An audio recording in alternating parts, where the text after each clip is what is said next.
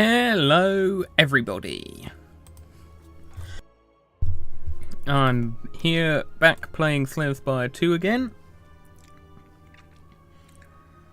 And I have played like one game of co-op off stream. So I actually got a win with Silent.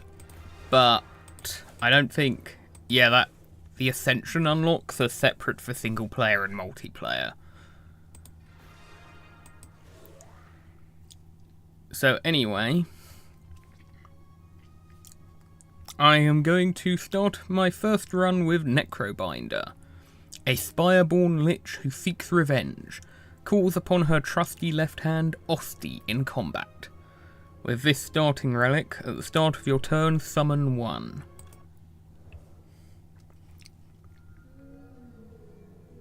We share the same goal. He killed all that I love. My power is yours. Okay, upgrade a card. Draw 2 additional cards in Elites. What map am I getting? I'm getting the alternate Act 1 Underdocks. And I don't know what this boss will do. The Soul Fish. First 3 card rewards I see are upgraded. That feels like it's very good, even with the downside. What are my upgrades on my starter cards as well? Those are like, okay. They're not amazing. But I think... so like I don't really want to take an immediate upgrade, I think. With this character. So I think I'm taking this.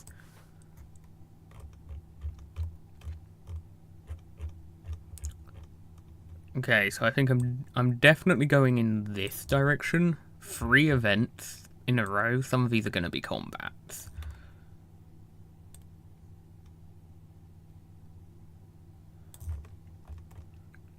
Depending on my state, depending on how well I do, I can avoid both of these elites or I can go for them. So I feel like that's probably a good... I can get anywhere from 1 to 3 elites. I can even get an upgraded card reward, most likely, from this elite. Corpse Slug. When an enemy dies, Corpse Slug eats it, becoming stunned but gaining 4 strength. So, Osti absorbs all unblocked attack damage.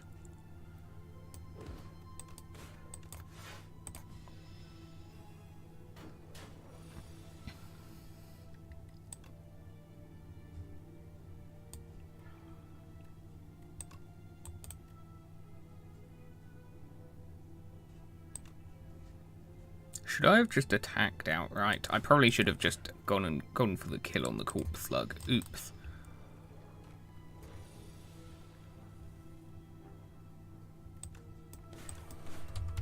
Because that would have stunned the other one as well. Yeah, starting a bit early, that means that I also get more time to actually do the stream. Sick'em. Whenever Osti hits this enemy, summon 3. This turn, summon 3. Apply 15 Doom, plus an additional 5 Doom for every 10 already on this enemy. That seems like it will scale very well if I get other Doom cards. Reduce this card's cost whenever anyone dies. I think I'm going for this one. That feels like a very good first card to get for the Doom mechanic. Waterlogged Scriptorium. Navigating the murky passages, you stumble upon a withered figure working a small shop. The multitude of shelves are stuffed full of damp scrolls and parchment. Noticing a patron has entered, the scribe shopkeeper snaps to attention and gestures at some implements arranged on a desk. Gain 6 max HP. Enchant a card with steady. Adding a retain to a card isn't bad. Maybe this one?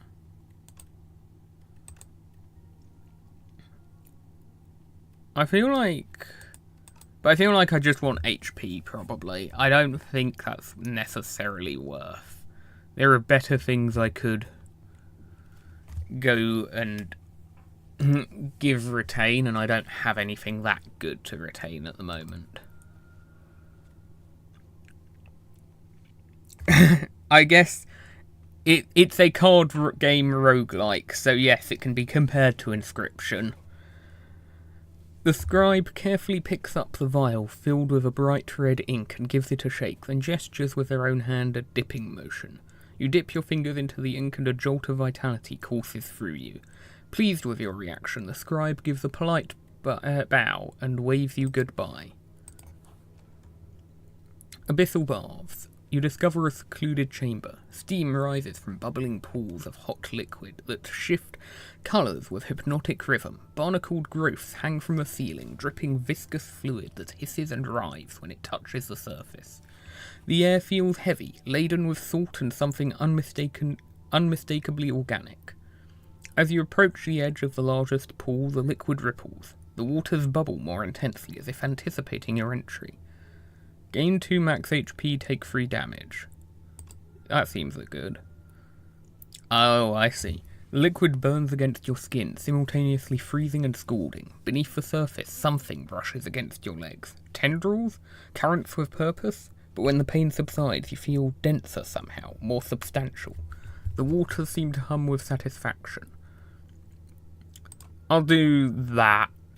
The temperature keeps rising. How long can you endure before the steam cooks you from within? The heat finally gets to you and you hop out of the bath. Bit of extra health there, I think that's good. And a shop. Okay, no extra combat. Okay. Vulnerable isn't bad. But if I do build into Doom, it's not going to be as useful. Oh, add 3 souls into my draw pile. That just seems plain good. That is a lot of card draw for a 1 cost.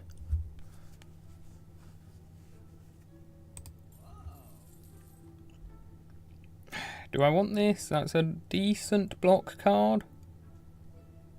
I can remove it later if it's not that useful later on. Terror Eel. The first time it drops below half health, it becomes stunned. Stunned.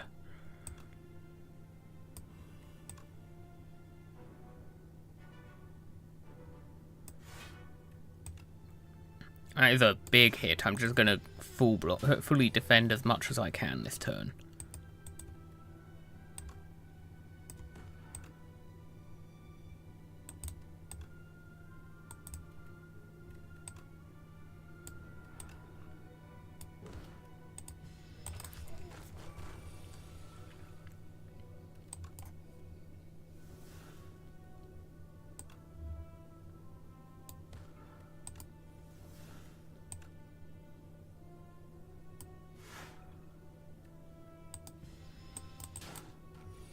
This is a kind of scary elite fight, I have to admit. Probably doesn't help that Doom is like probably the worst way to try and fight this elite.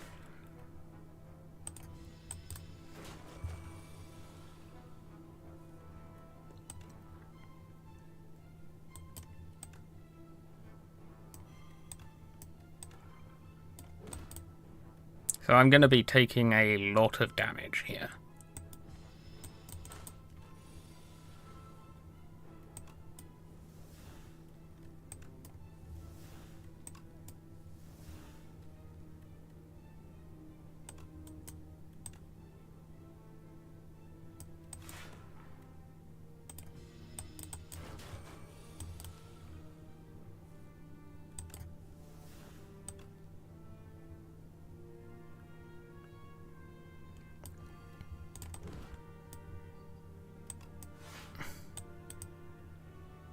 I barely live this.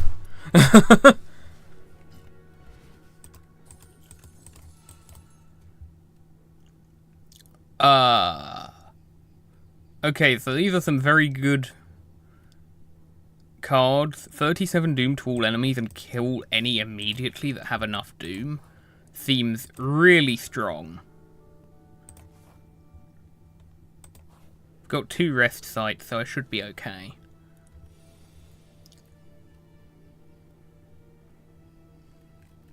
I can't do that immediately because that's not going to actually... I need to try and conserve my HP as much as I can.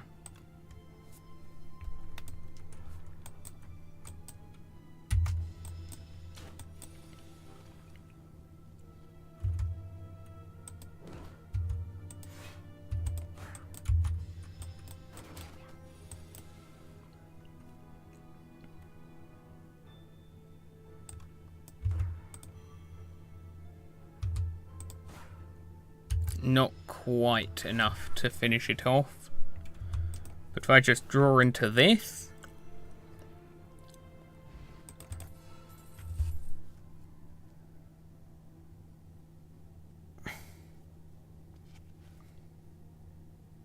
the summon keyword gives Osti health, so it's sort of like...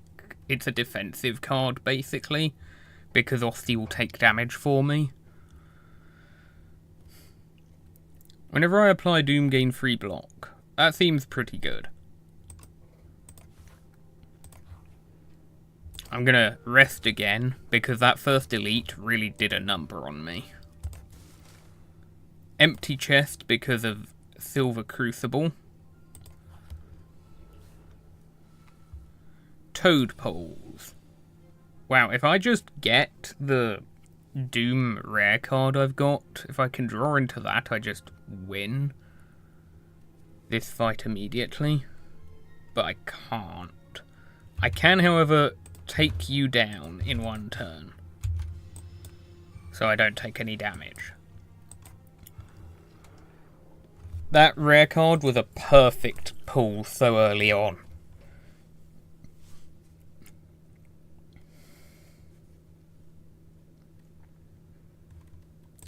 Grave Blast.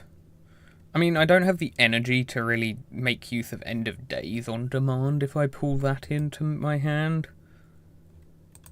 Does this upgrade to 0? No. It upgrades to not exhaust. It is a very useful utility card, but also more Doom application is good, and it's weak application as well.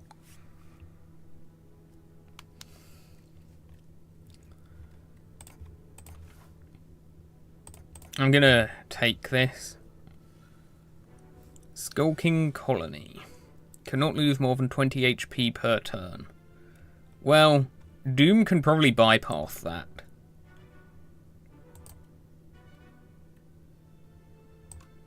If I do Shroud, No Escape, Defend. Yep, that full blocks. Osti takes a hit, but that's okay.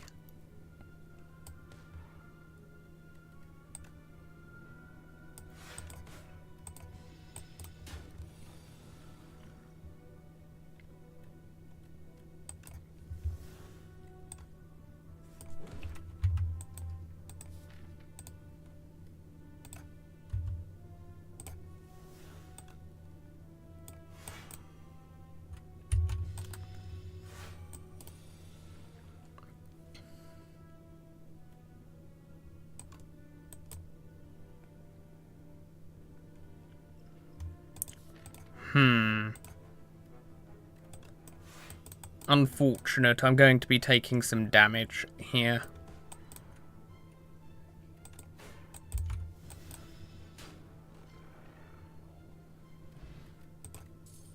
Mummified Hand. Oh, this is such a good relic from the first game. I need to try and find more power cards then. I don't like any of these. I think I'm skipping this reward. I mean, I'd retain to a card in my hand. I could retain End of Days. That would be a good thing to do, I guess.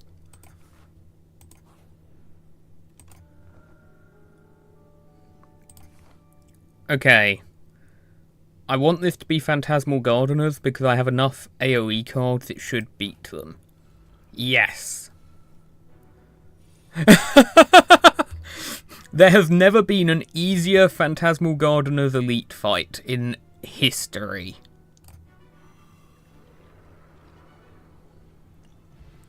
That was supposed to be an elite.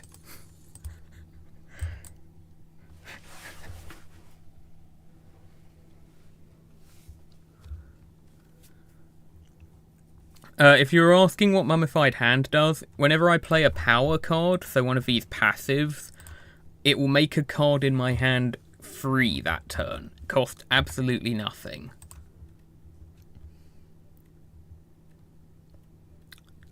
Extra energy gain is very, very good. I think I want that.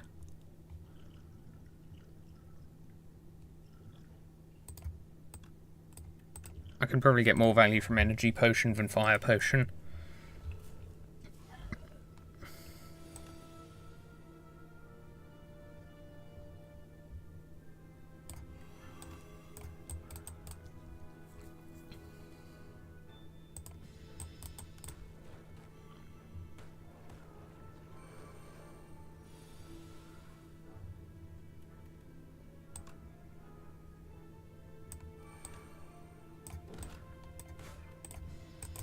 These corpse slugs are all doomed.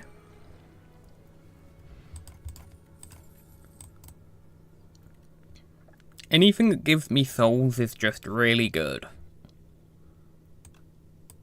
So I'm taking that. Let's go for an upgrade here. What do I want to upgrade? Soul plus? Wait, do these go soul pluses? No, those turn into just 4 souls. Extra energy, more summon. I think I go for this. So I've got a few expensive cards. So what do you do? Soulfish. Currently intends to give me 2 status cards. Let's try a power potion, see what I get. Okay. I don't know if I want to take this, because that downside is going to be quite significant if this fight goes on too long. This could be good. I think I'm going for this, probably.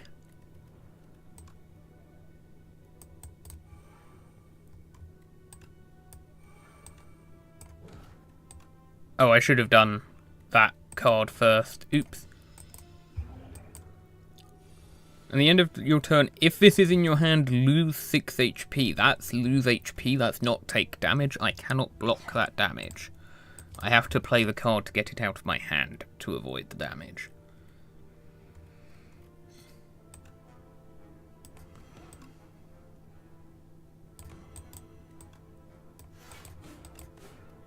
Okay.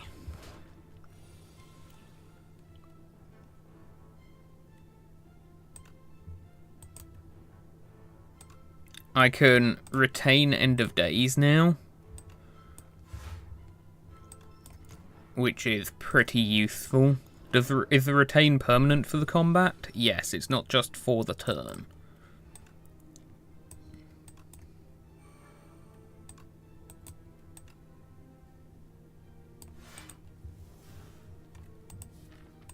I can draw into a strike, I guess. Oh, intangibility. That would be a problem for anything that isn't a Doom deck. But I think I'm going to be fine.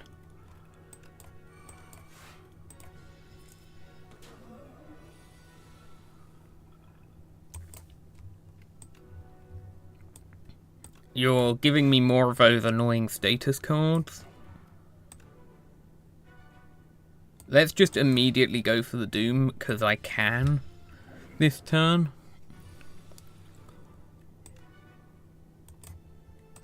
Okay, do I just try and...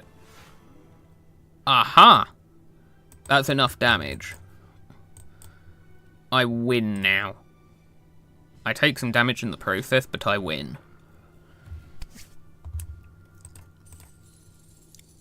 Reaper form. Whenever your attacks deal damage, they also apply that much doom. I don't really have a lot of attacks right now, so even though I'm playing a doom deck, I don't know if that's going to be that useful, especially for that cost. But it is a power. And it's a better power for my deck than Necromastery would be. Soulstorm looks good though, because I'm building into souls as well, so that's going to scale to quite big damage. I think I could take Soulstorm, and if I find another Reaper form, I take it, because Soulstorm itself will combo with Reaper form.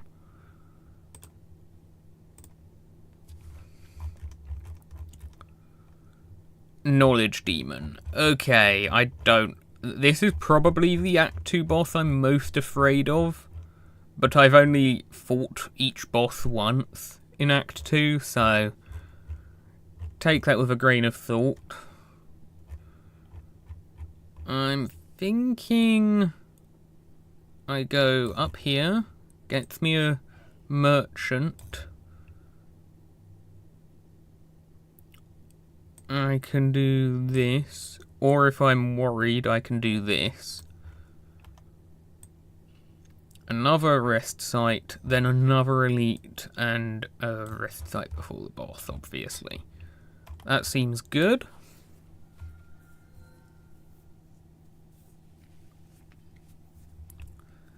Now what's a skeleton doing inside these walls? My aim is simple. Vengeance for my family. I'll reach the top and make him pay. Wonderful! Start each combat with 4 additional energy. Do you always offer that? Golden Compass. Replace the map with a single special path. I have no idea what that's going to do, but if it's a full relic from an ancient, it's got to be good, right? I guess I take that. It's probably... I don't think the Cocoa will be very useful to me, and the Mittens definitely won't. So I think I take that.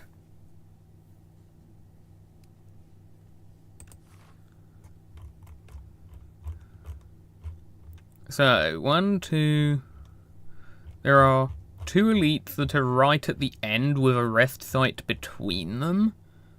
I get a total of 4 rest sites, a merchant near the end.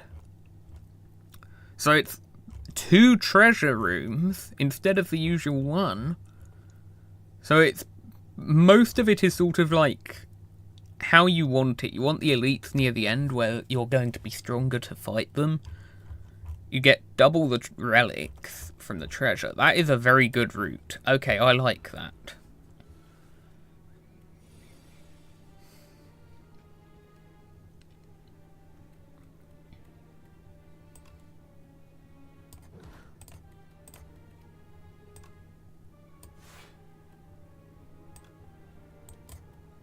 This does more damage.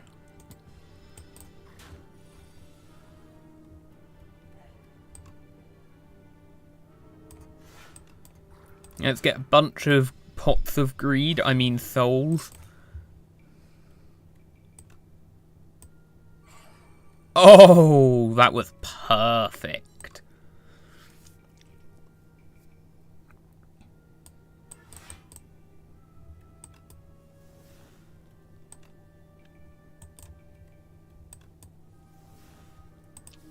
What do I want to draw into here? I think I just want to block now for as much as I can. I'm going to take a bit of damage, but it's okay. I think I just win next turn.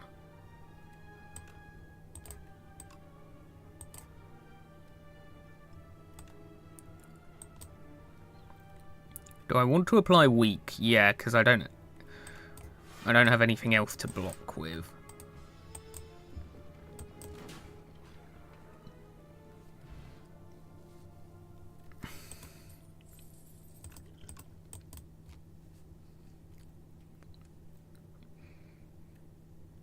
Summon 3, exhaust a card from my draw pile. Do I get to choose? It looks like I get to choose. That could be good for dealing with statuses. Unfortunately, I don't think this boss really gives me status cards, so... And that's just a retain card that does damage to everything. I don't think any of those are super useful to me. Field of man-sized holes. The sudden sight of a massive field, gouged with large outlines of bodies, stops you in your tracks. One of these outlines matches your own. It's perfect. Resist. Remove 2 cards from my deck, add normality to my deck. Oh, not normality. Where's... no, not pause. Where is the next card remove? It wouldn't be until the shop. So I would take at least 2 more combats before I can remove it. Perfect fit. Whenever it would be shuffled into your draw pile, place it on top. Okay. You know what? I think I can just take the normality, because I'm not getting any elites before the next remove. You walk past all the holes, even the one carved perfectly in your shape. Why didn't I go inside? What would have happened? Have I been in that hole before? Who made these holes? What is who, where? Normality is a curse. When it's in my hand, I can't play more than 3 cards in a turn. It's a really annoying card, so I definitely want to remove it as fast as I can.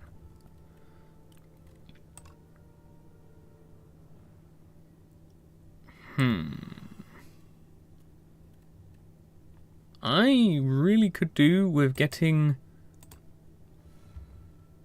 something that blocks. Hello? How does this character block? Like, actually, how does it block? I guess because I haven't seen a lot of block cards given to me. Even a lot of summon, honestly. There's another invoke, which is definitely worth considering. Yeah, I think I just take that.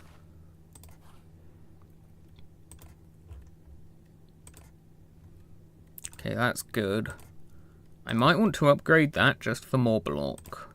Or this. This is an extra 3, effectively, but it's a 2 cost. So I think I upgrade this. Gets me some more block, some more card draw. Chomper. Not to be mistaken for the PVZ plant Chomper. Negating 2 debuffs is annoying.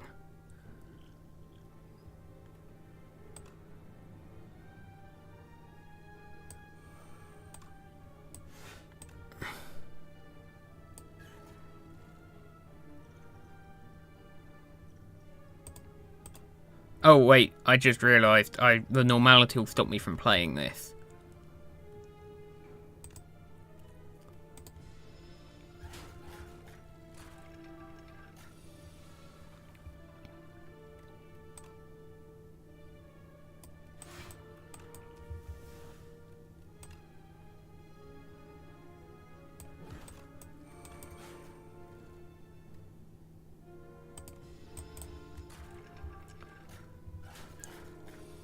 I'm definitely going to have to heal at the next rest site.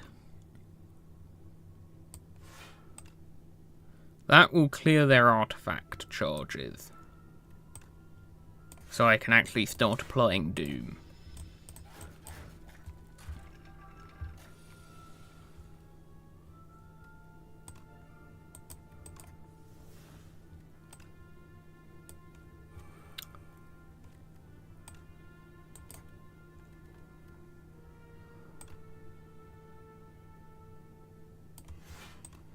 I'm just gonna do this, and then, and then I'll see if I can draw into the normality and get rid of it, and I can't. That's annoying.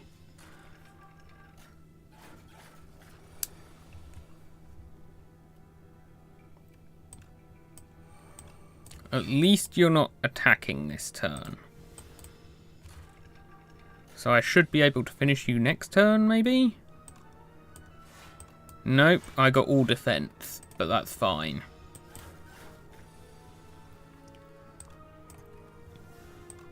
That kills, right? Yeah.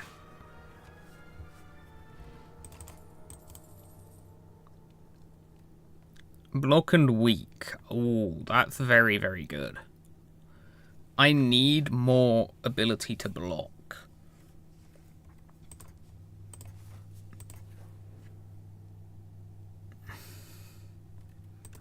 I do have to rest here, right? Yeah.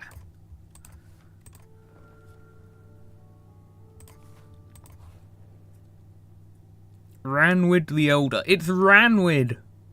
Anyone who's played Slay the Spire 1 will know who this is. You are approached by the oldest person you have ever seen. We meet once more. It's me, Ranwid. You do not know this man. Yes, I do. Obtain a random relic for either gold. How much does this strength really do for me? I feel like the strength relic doesn't do a lot for me. And again, neither does a speed potion. It is only a potion, so it's a consumable. So I'll probably give that. And I get plating. That's really good. I need more block. Exquisite. Glop, glop, glop. He downs the speed potion in one go. Lantern. Nice. Amalgamator. Clang, clang. You hear the echoes upon metal upon metal on the other side of a wall. As you press your head against the wall to listen in, the wall opens up, revealing a hulking, six-armed figure toiling away. Its face is a swirling vortex of glowing sigils that shift about. One with an ascending spirit has found my workshop. Let's get combining.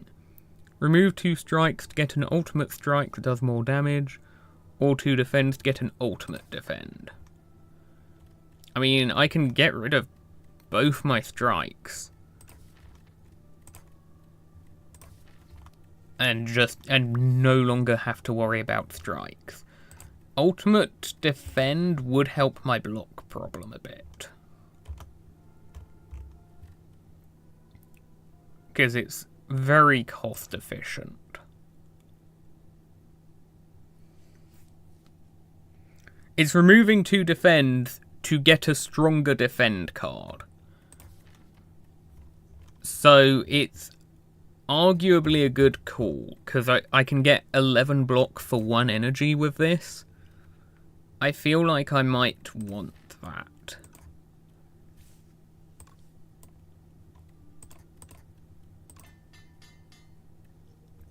Clang, clang. The Amalgamator strikes its bone anvil.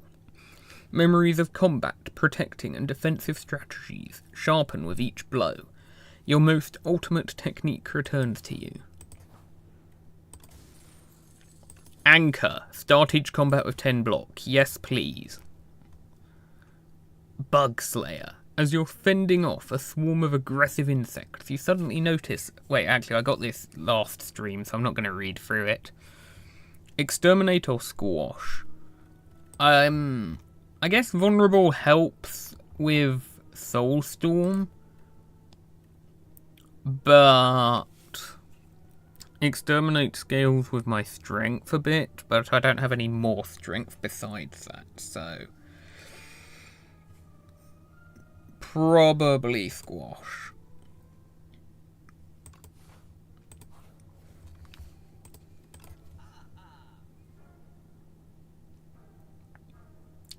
More block when I apply Doom and it's a power, yeah. Gain energy exhaust. Flash of Steel, maybe? The card draw? Dunno. When I add a skill to my deck, upgrade it.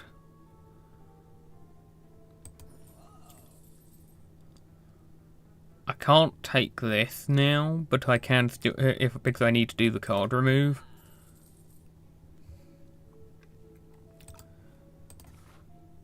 Okay, what have we got? This guy is generally kind of easy.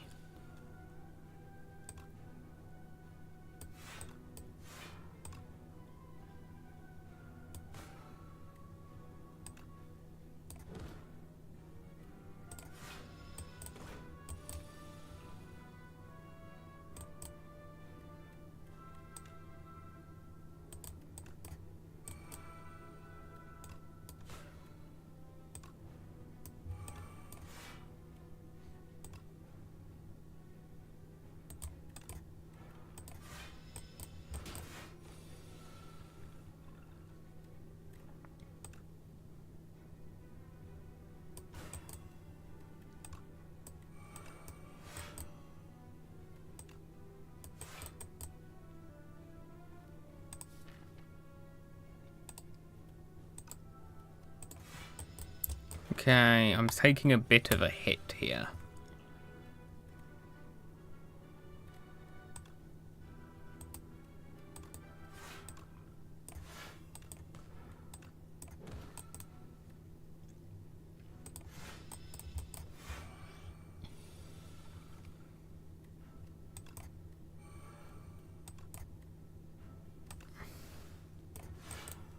Okay.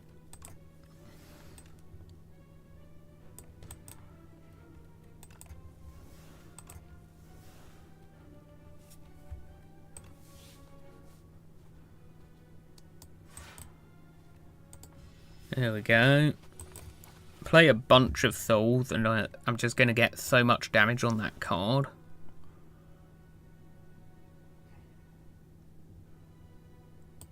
If I do double invoke and then ultimate defense, and now what are you going to do? I'm going to have a million mana next turn, a million energy to work with.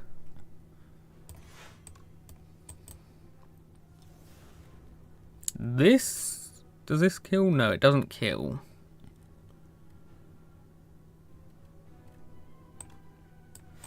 So I'll block some more.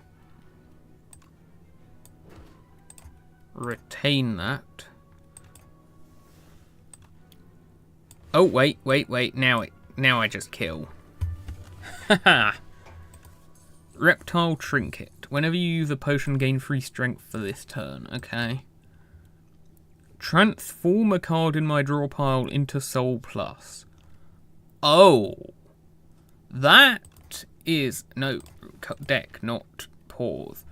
That is a really good way to deck Finn. If I get the right kind of cards, I can probably use that to get an infinite going. That seems really strong.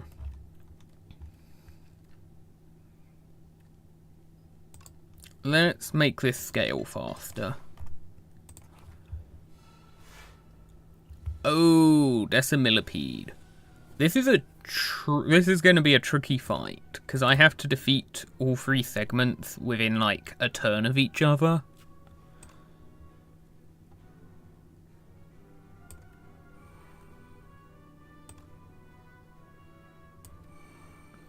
Which one's attacking me for the most? That is.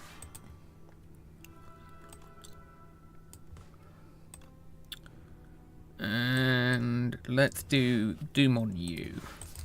I think I full block here. Yep.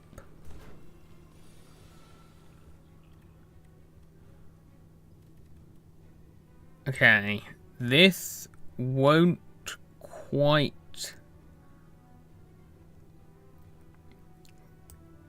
do it.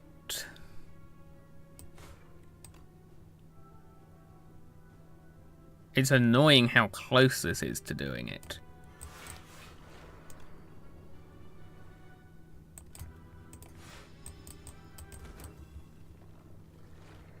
Ah, wait, the Fawns! The Fawns meant that at the end of the enemy's turn it was vulnerable to the Doom. Okay, that worked out.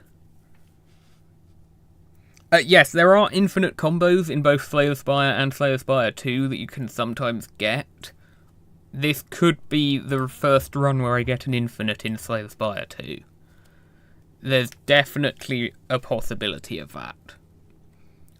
And even if I don't go infinite, with enough invokes, I could go pretty close.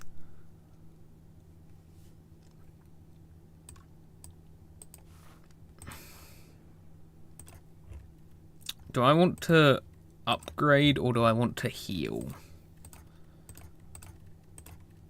I feel like upgrading this to give me more block will probably be worthwhile.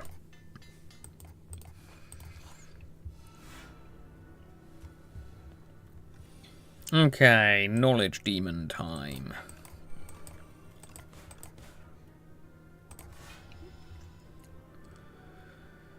I can take one less card draw. I have so many souls. Once I get the souls going, it won't matter.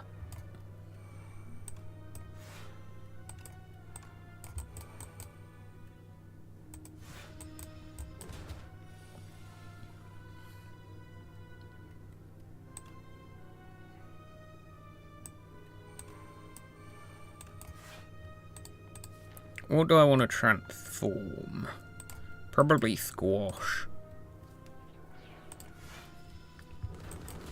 I really need to get some damage going, some doom application at least.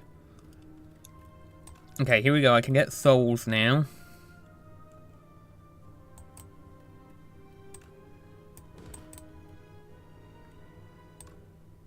I'm gonna go for the doom application here.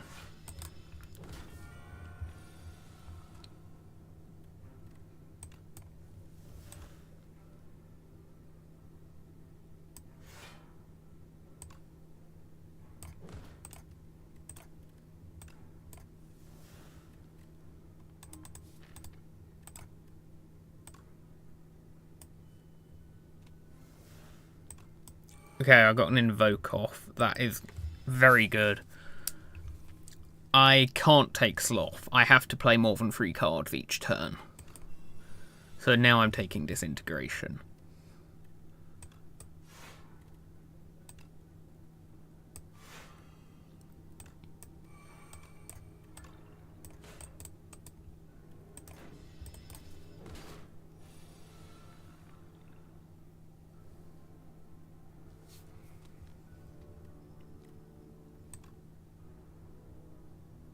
Oh dear.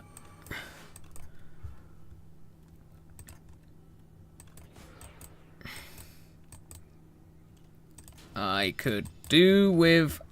Yeah, this boss might just end my run. I was right to be worried about this.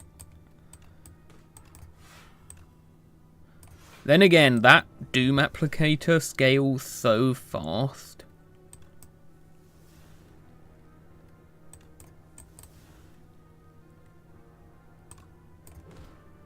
Retain this.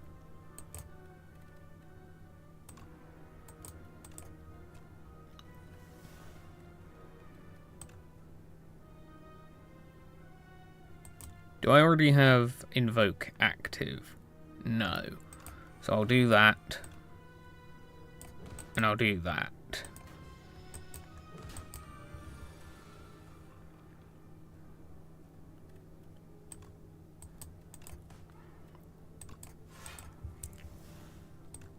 This scales so well. No Escape is such a strong card. Can retain counter ethereal. Let's test that. It cannot. Worth a try. Do I have Invoke up here? I do not. I should get one next turn. Do I want to... I've got an energy potion if I need it. I don't want to disintegrate too much here.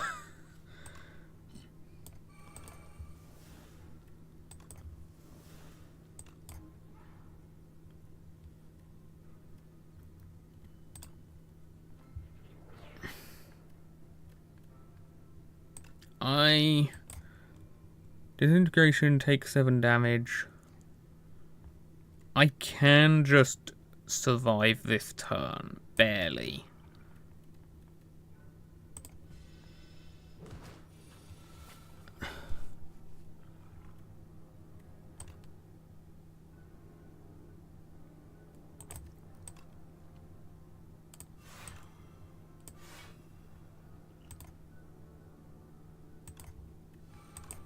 Okay.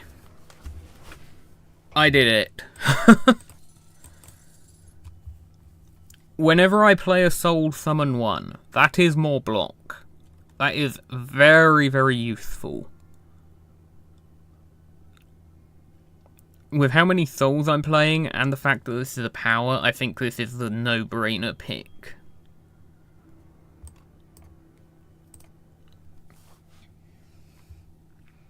Act 3. Queen. Queen is a bit of a worrying fight. I think it's also probably the fight I'm most afraid of in Act 3. So, this is, despite the fact that I've beaten it the first time I got it, and I lost to a different a different boss in this act.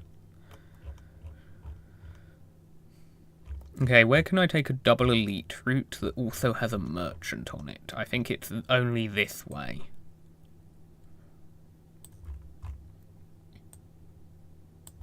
So if I go along here, or actually I can take... So wait, there's a couple of options. I can go this, or I can take a shop later in the act.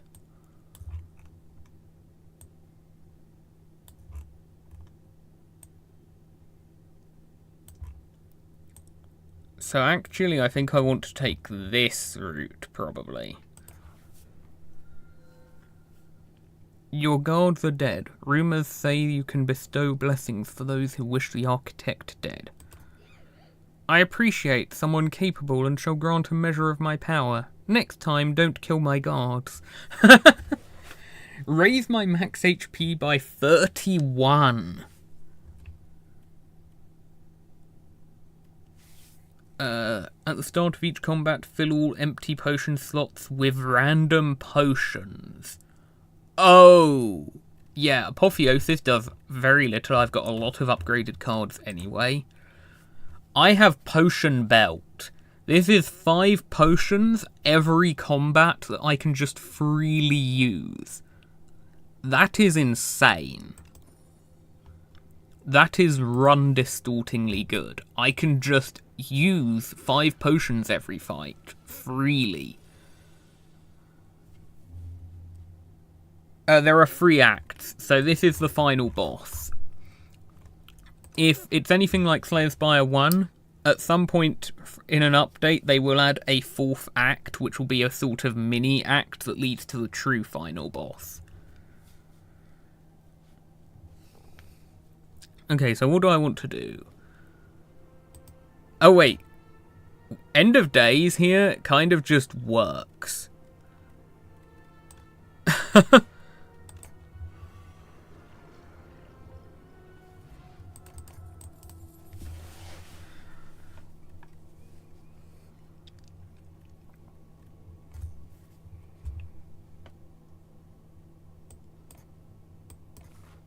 What I really want is a card that can generate energy that's this turn, which is renewable, which doesn't exhaust. Hungry for mushrooms. How long has it been since you ate? Wait, what's that fantastic smell? Following the scent, you reach a cozy campground with all manner of tasty mushrooms being cooked. You don't consider the safety of eating these mushrooms because you are so hungry. So hungry that you don't notice the dead adventurer. Draw 2 fewer cards on turn 1 to get more max HP, or lose current HP to upgrade 3 random cards. Yeah, I'll take those upgrades. You sample the fragrant one, a small woody mushroom with a delicate scent of shellfish. A burst of energy spurs you to run, jump, and rigorously train. Then, a sudden stabbing pain hits you as the living fungi struggles within you during its brief final moments. So I want to go this way. This or that? I can take an ethereal card. I can take an ethereal curse, I think. That's not too bad in this deck. Hopefully. Enemies drop 10 additional gold. Okay, which of these do I want to get rid of before the next combat? That's not going to do much. That should work. I like all of these. Triple my block. This turn your next card is played an extra time.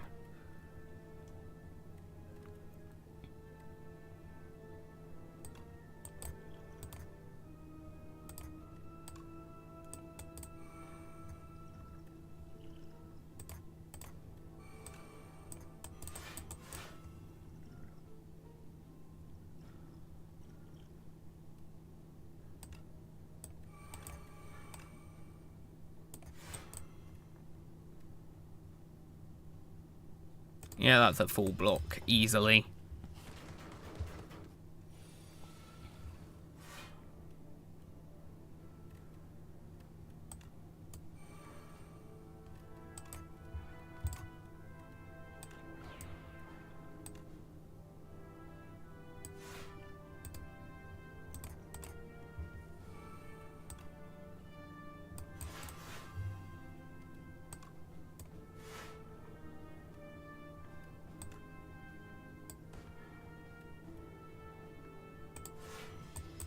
And that's also a full block, so they will die to doom.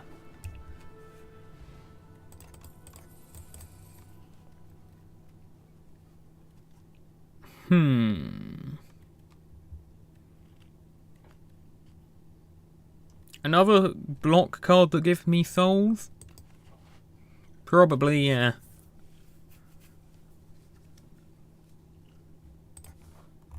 Okay, do I want to get rid of any of these? I think I can get rid of that. Mecha Knight. I'll gain 2 decks immediately.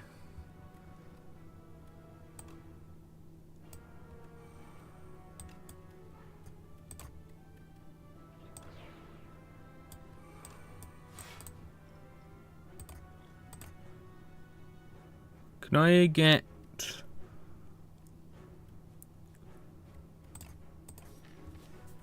card draw anywhere? Okay, I think I'll do this just to take away 2 artifact charges.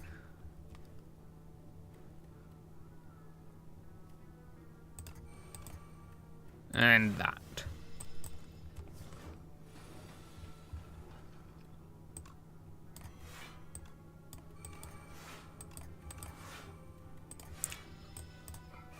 I really need some way to draw a lot of cards in the early turns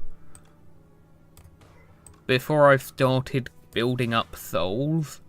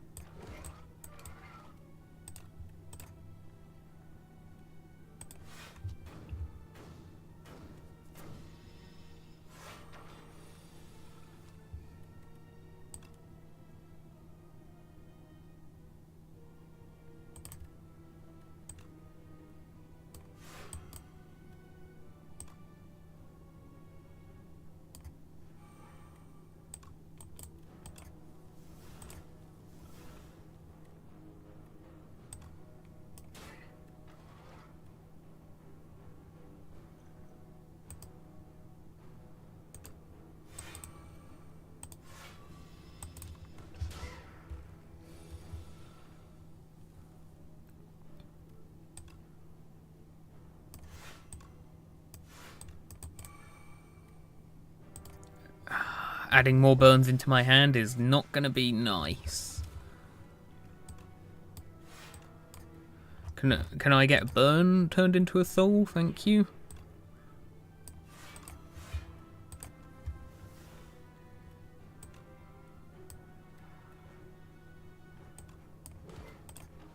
Let's retain the strike just so I don't have to draw it again. I should be pretty close to beating this guy now. Oh, that is a lot of damage.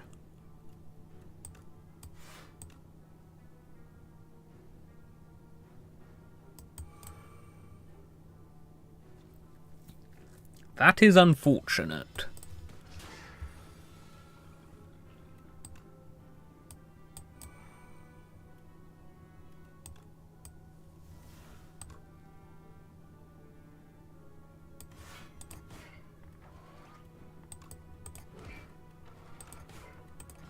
Well, I win now.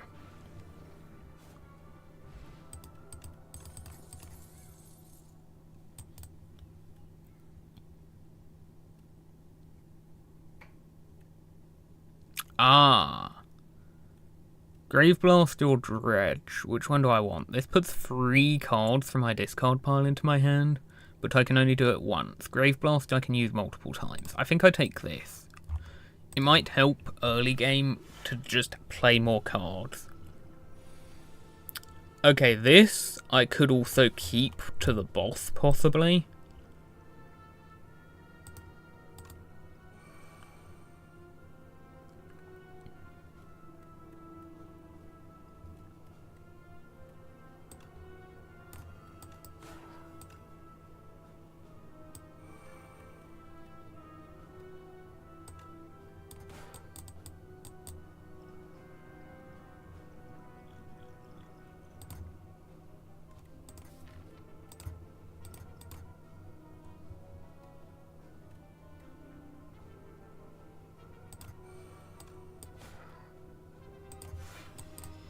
Okay, I take a little bit of damage there.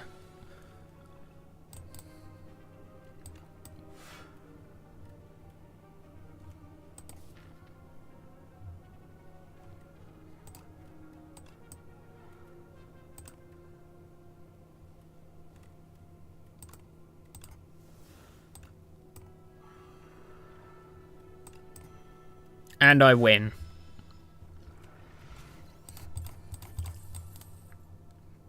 Actually, I don't want that. That's a bad potion. It's not very useful.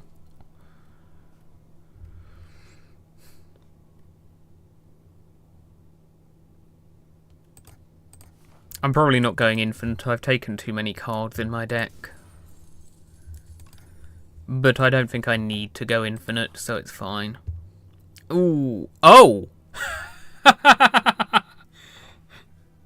Wow, this might be the first time anyone's ever been happy to see the bridge event. I didn't even realise it would let me remove a curse here. That's really funny. I don't hate bridges now. Yes, the sunflower. It's the happy flower.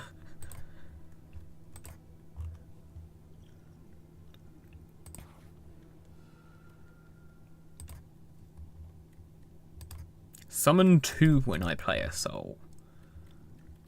More survivability. I take that. I'm just going to do that immediately.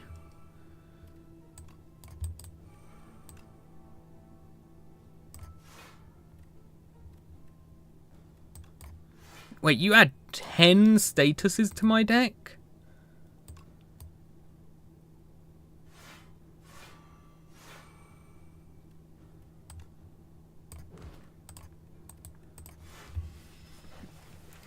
Oh my...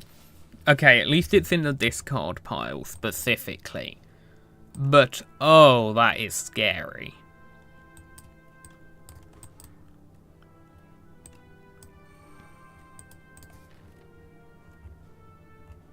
Maybe I can dredge some of them out when I have the energy to play them. That might be an idea.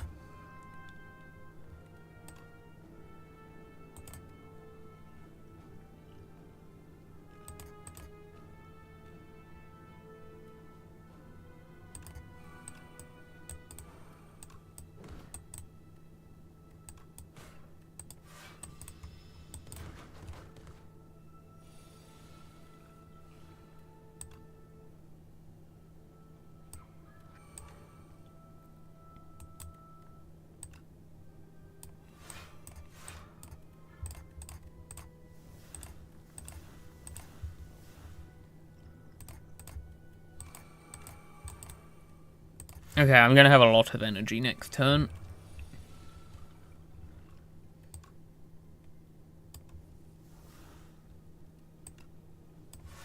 Wait, I can do this and immediately guarantee that goes 0 cost.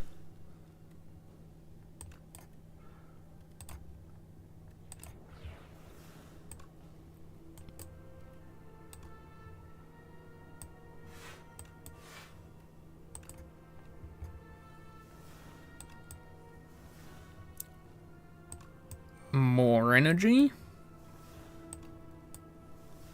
More energy. More doom. And you are doomed to death, so the energy didn't even matter. Deal damage equal to the enemy's doom. I don't think that's that... Ooh, it does upgrade to retain, which is good.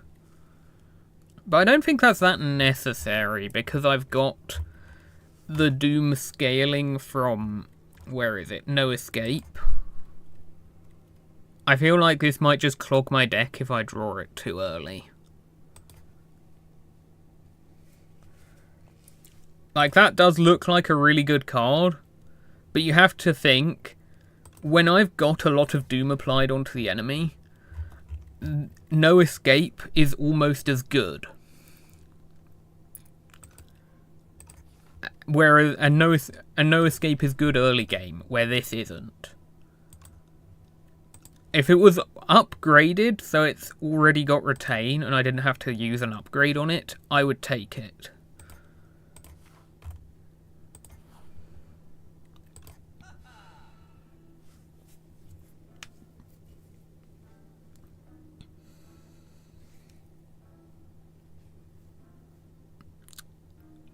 This could be good.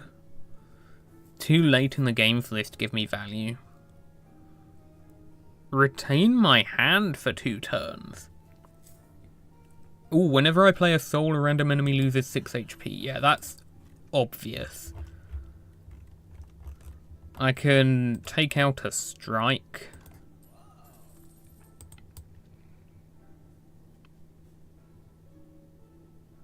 Oh, you can just get ultimate defends as regular colourless cards. I didn't realise that. Huh. I thought that was just going to be from that event. Do I want to retain my hand for a turn? Why not? I don't see any reason not to have that. Okay, easiest delete alert. This will be... This is not going to be a problem.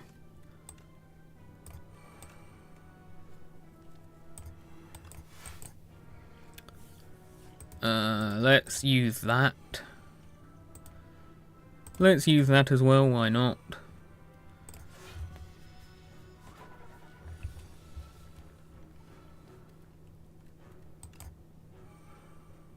End of Days got hit with that, that's great.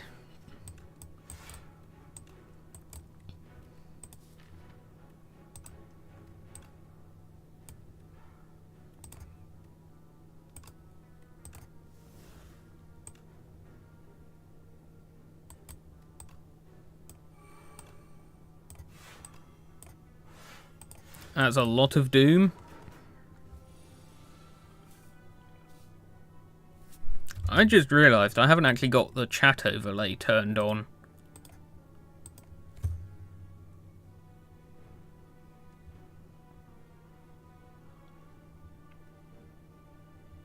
Okay, Devour Life. Can you hit the aggro, pull aggro? No, okay, well, doesn't really matter. I'm actually blocking for a lot now. I was really having block issues earlier on, but I think I've dealt with that. How many souls do I have? Not as many as I thought I would. Oh, I haven't played Capture Spirit yet, that's why. What will Seance hit? I can hit a defend with that.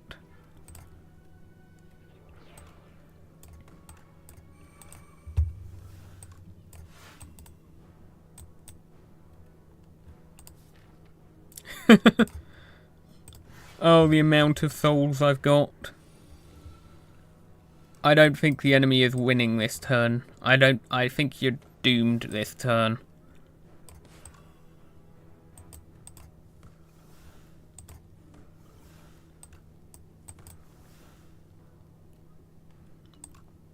Maybe not. Next turn in that case. Somehow I still need more energy. I'm just drawing so many cards.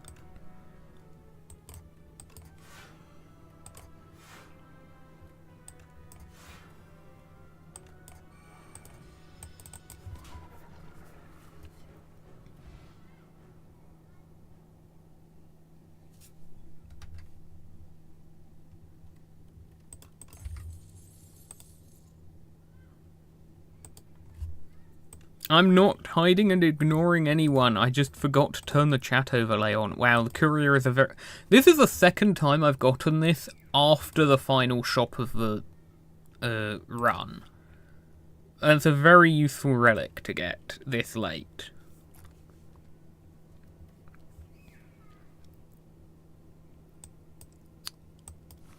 Okay, I think that's... I'm on enough health I do not need to heal. So, let's upgrade one of my few not upgraded cards. Probably this? More energy? Yeah, I think I just go for more energy. And now it's on to Queen, who I'm fairly confident about.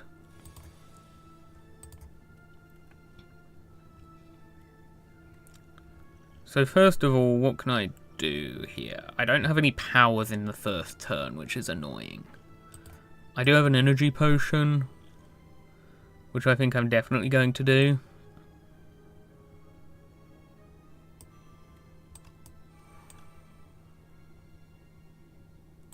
I can't even play this and pull aggro at the same time.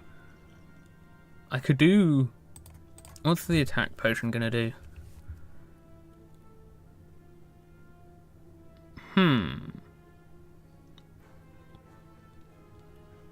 Okay, hold on.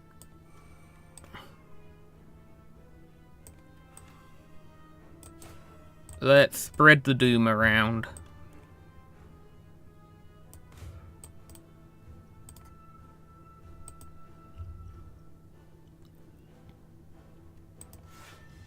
I'm blocking enough. I don't need to do that right now. Okay. That is the... Oh, wait, no, I want to play this card. So this boss makes it so the first 3 cards I draw each turn are bound for that turn. Okay, so they don't... When they go back into the discard pile, they become unbound. But, yeah, the first 3 cards I draw each turn are bound, and I can only play one of the 3 bound cards each turn, which is kind of annoying.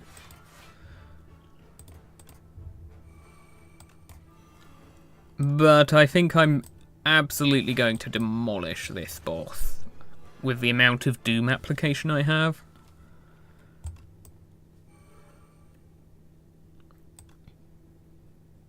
Wait, oh, I need to do Capture Spirit.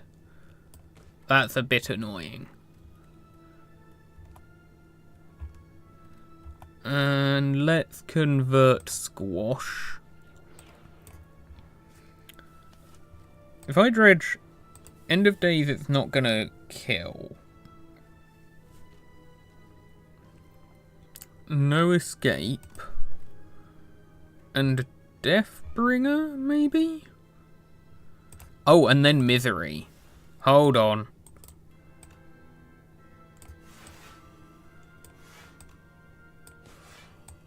This is going to go so badly for Queen. You've got so much Doom on you already.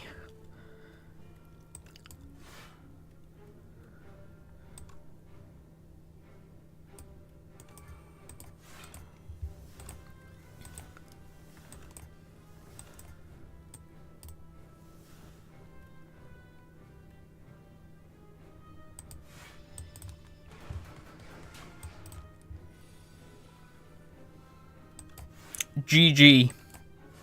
I win. 480 Doom.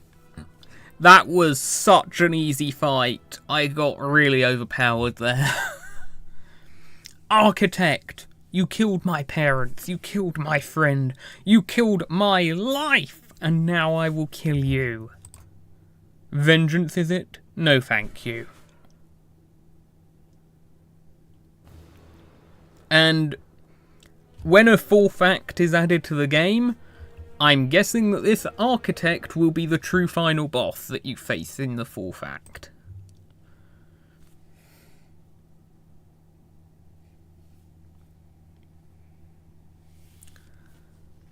Let's see, what have I unlocked?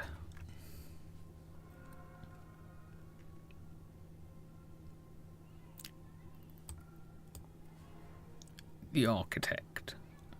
Too many beasts of imagination began to populate Prion, and things aren't simple and fun anymore. The creatures didn't make sense, the monsters don't follow logic. Maybe there needs to be one which can create, destroy and control this mess. An entity with its own imagination and will. Let's imagine such a being. Cards unlocked. Eternal Armor. Gains 7 plating for 3 cost. That seems awful. That would be worth like 2 at most. Probably only 1, honestly. Free cost Jackpot. 25 damage, add 3 random 0 cost cards to your hand. Prep time. At the start of your turn, gain 4 vigor. That seems quite good.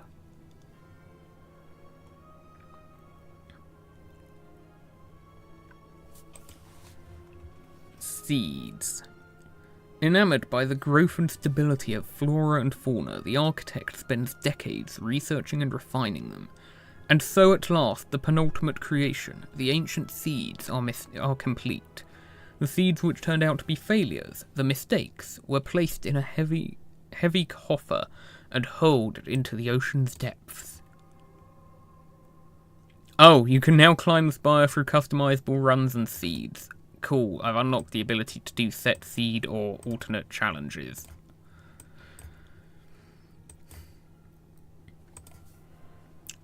The 12.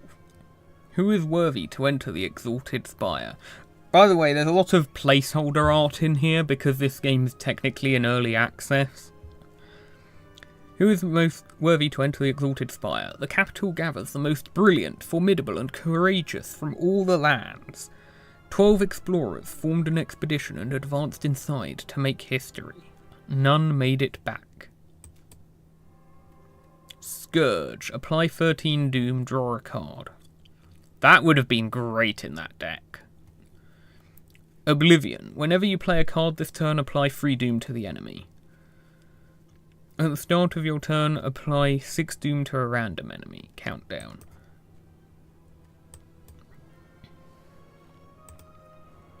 Chapter 2. Futility. Incident report. Accidentally entered a conflict between a boulder-throwing individual and flying automatons. Crushed by a boulder. Fell in a hole. Shot by a construct. Touched grass! Whereabouts unknown. Bone Flute. Whenever Osti attacks, gain 2 block. Funerary Mask. At the start of each combat, add 3 souls into your draw pile. Book Repair Knife. When a non-minion enemy dies to doom, heal 3 HP. It's a public early access. It's available on Steam right now. So it's basically like an open beta.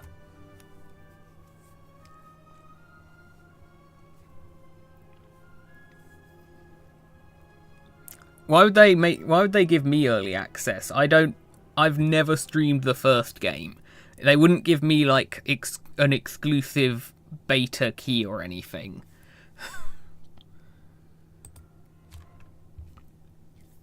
The Defect reboots. Surrounded by a wreckage of molten metal, ash, and thousands of dead bugs? Data log corrupt. Its core barely held together, limbs barely responsive, the Defect scavenges broken panels and pieces from other constructs to patch itself together.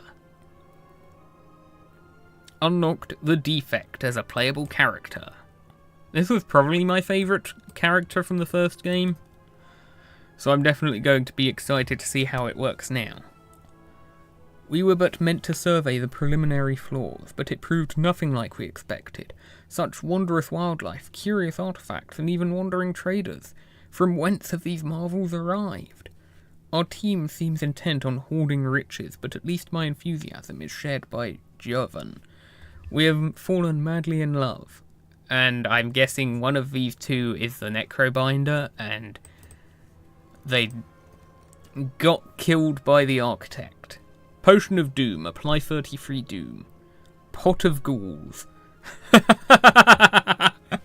Wait, that is definitely a reference to Pot of Greed. Add 2 souls into your hand. Bone Brew, summon 15.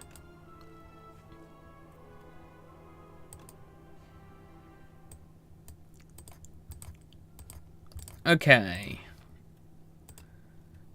So I've got custom runs here, which lets me set a seed, set an ascension, and set like various modifiers that can make things easier or harder. But I'm going to stick to the regular runs for now. Random character option, that's neat. The Defect, an automaton eternally modifying itself to survive, deploys orb technology when it must fight. At the start of each combat, channel 1 lightning. Construct. What have you become? Draw 2 additional cards on the first turn of elite fights. Upon pickup, gain 150 gold. Remove 2 cards from my deck, take 13 damage. Same starting deck as before. I channel lightning, which passively deals damage, and I can evoke it to do a bunch of damage immediately, but remove the orb. Let's have a look at this. If there's an early shop, maybe I go for the gold. I think I go for the gold. That's a lot of combats before that shop. But it's probably the right call.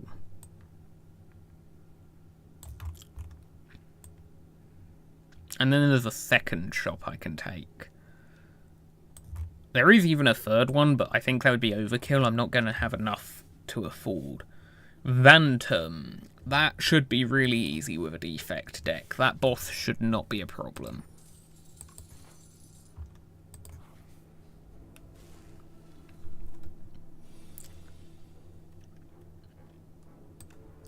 Strike, defend, strike. Zap, strike, strike. The fuzzy worm crawler does not know what's going to hit it. Dual cast, strike, strike. Synthesis. The next power I play costs 0. That seems fine, but I don't have powers yet. Boost away. Free block card, but it adds a dazed to my discard pile.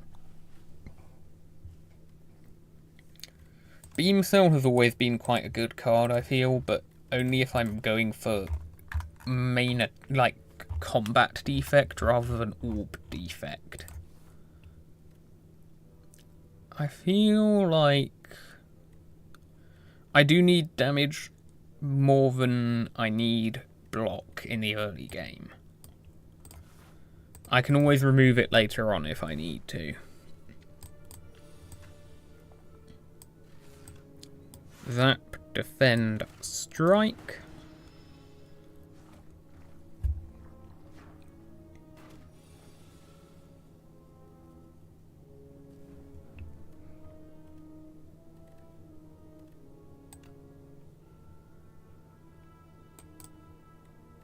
If I dual cast, let's see how that goes. It did not hit what I wanted it to, really.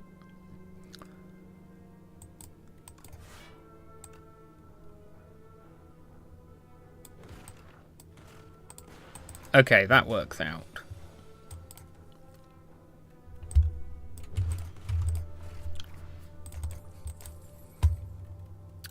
Oh, the claw. The claw is so tempting. This was always the funny meme card that sometimes works, but usually doesn't. But I do already have Beam Cell, which means I've got something that synergizes with it. Claw is very much a zero-cost spam deck. Okay, I guess I'm taking claws.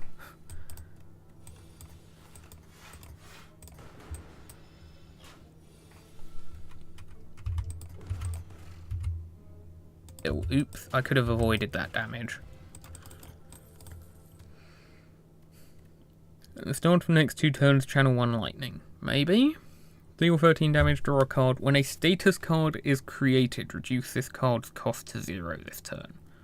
Or I can get hologram, which is the same as it used to be, and that's generally very good with claw, because it lets me play claw more.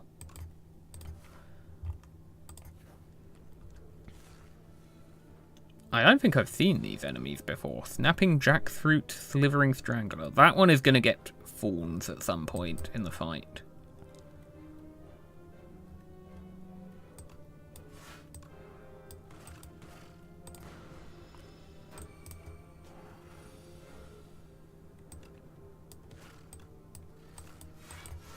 Oh, that gave me Constrict. Huh.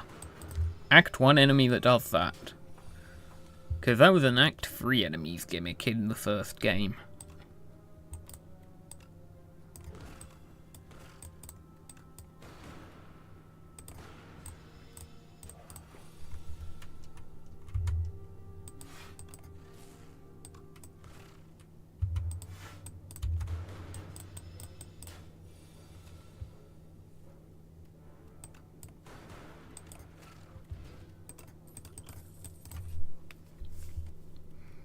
Hotfix. Gain 2 focus this turn. Interesting.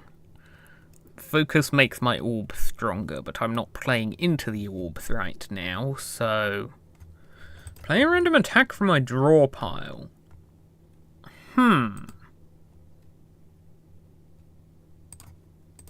There are a lot of ways I could make that useful.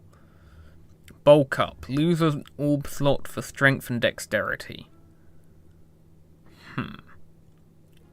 Deal 11 damage to all enemies, evoke all my orbs. Lantern could be good.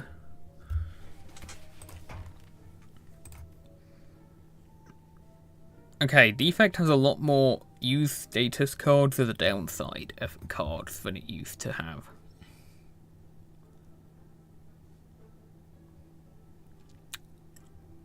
Another hologram, probably?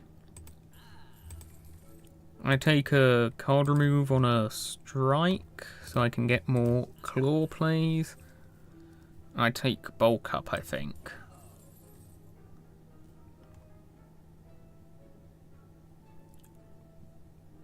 That seems very good. Tablet of Truth. Oh. Lose some max HP to upgrade a random card or heal.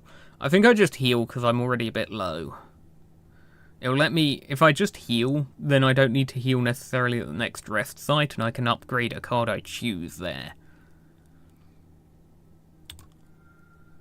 The tablet is smashed to pieces. Energy expelled from the tablet seeps into your body. You feel refreshed. Frog Parasite is here.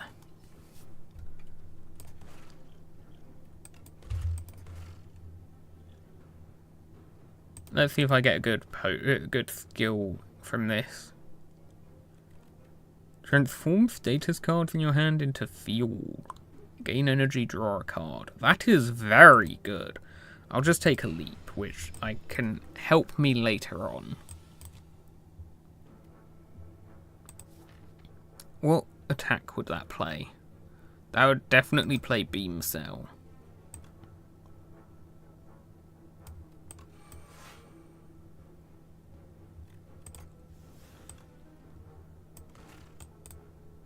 I'm going to take the plating here as well. I think this might be a rough fight.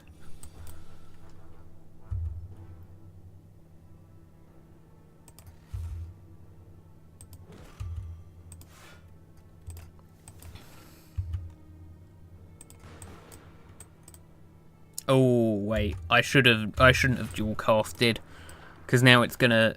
These are gonna get their stunned turn for free. Oh, that was bad. I shouldn't have done that much damage.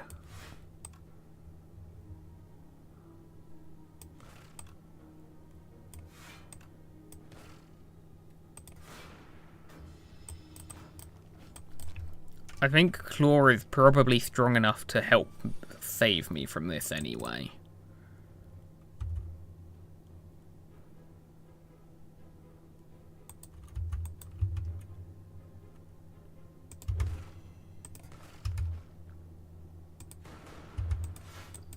Would have been nice if dual cast hit the enemy I wanted, but I'm okay.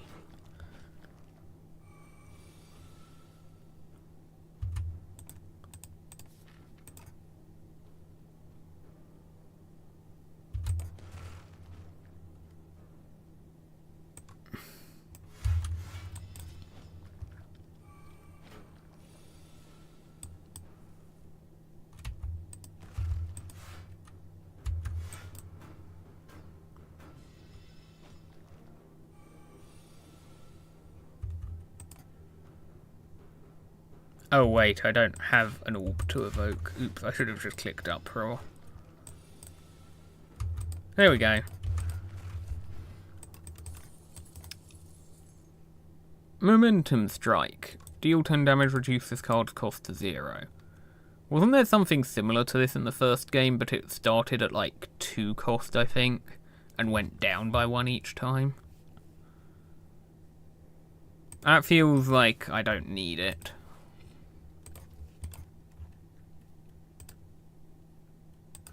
Free strength and dex. Increase the damage of all claw cards by 3 this combat.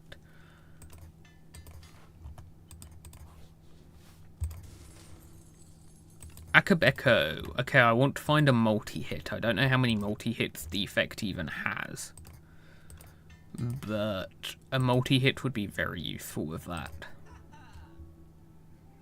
Subroutine. When I play a power, gain energy. Oh, that's a multi-hit. Deal 9 damage twice, channel 2 glass. That is the new orb. Damages all enemies, but decreases the damage every turn. That does cost 3. But it's probably worth. But a card remove. I think I need a card remove more than that.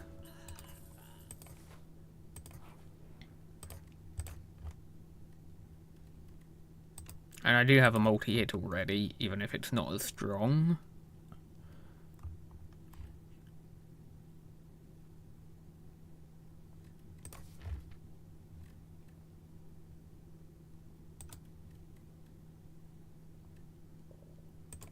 Let's upgrade one of the holograms. Wood carvings.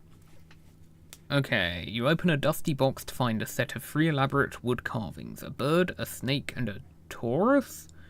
A nearby pedestal has indentations which match the bottom of the carvings. Which carving will you place on the pedestal? 2 damage 3 times. Strength scaling. Turn a strike into that? Enchant card with Sliver. When you draw it, randomize its cost from 0 to 3. Bulk up, uproar. Choose a start card to transform into Tauric Toughness. I think I go Peck. You place the bird carving on the pedestal, and the statue's eyes light up, and you hear a faint ringing within your head. Caw, caw, caw. The pedestal opens and a strange fluid begins to pour out. Naturally, you drink it all. Speaking of birds, Birdonis is here.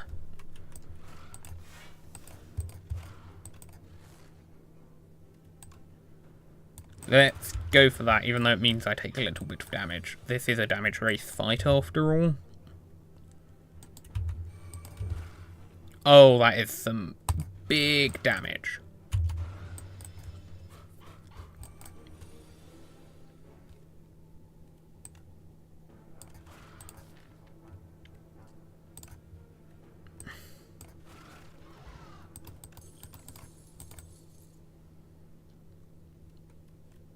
I think Shatter is very good, possibly, but I don't really have orbs to evoke, that's the thing.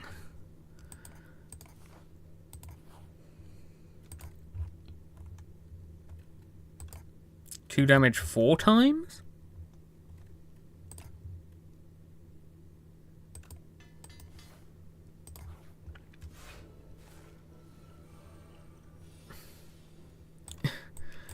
The annoying thing is, Akabeko buffs this, but then Vantom's gimmick is that the first 9 attacks, or first 9 times you do damage, only cost it 1 health. Still, the multi-hit's good anyway.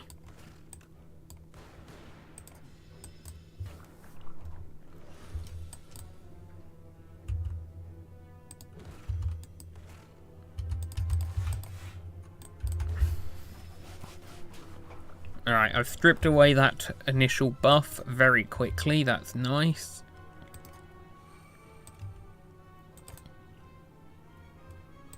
Let's do this.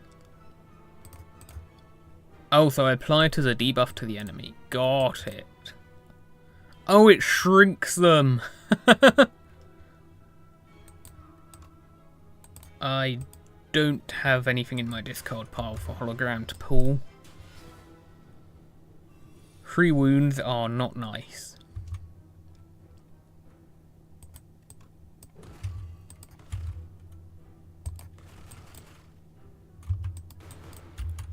However, with that peck, I'm doing a lot of damage, so I'm pretty confident I win this.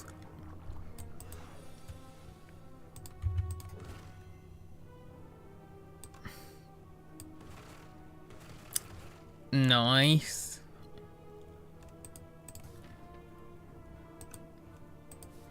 Why is Claw just not showing up at the right time for hologram to work with it? Now, you kill me this turn, but you don't because I have lethal. Exact lethal.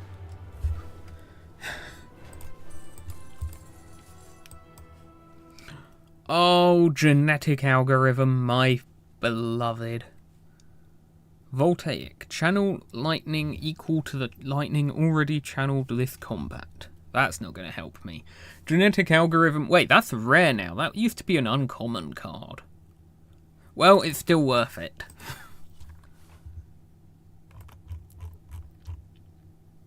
Knowledge Demon again. Oh, come on.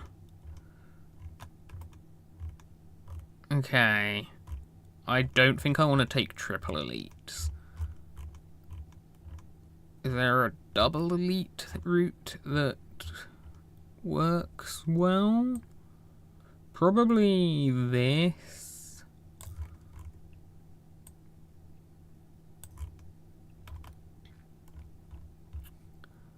I think I do this. And then, if I'm really confident, if my deck has suddenly become really powerful, I can take that route for an extra elite. Troubled automaton, looking for your friend? Let me help. Gain an additional energy at the start of your 3rd turn and every turn after that. Sacrifice card rewards to Pale. Every 2 sacrifices, obtain a relic. Draw an additional card every turn. Oh. The card rewards... The thing is, I'm probably going to sacrifice a lot of card rewards. Because I want a small deck. But also, card draw is so good. I don't know what I want here. Card draw or sacrifice for relics.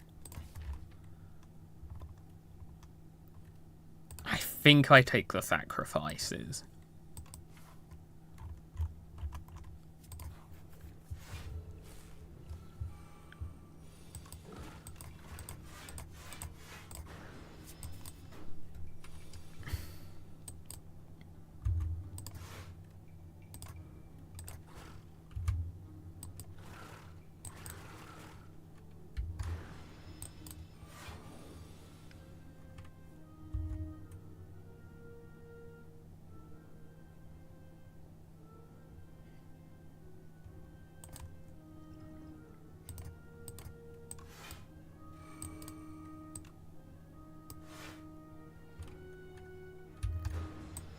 I want to block that as much as I can.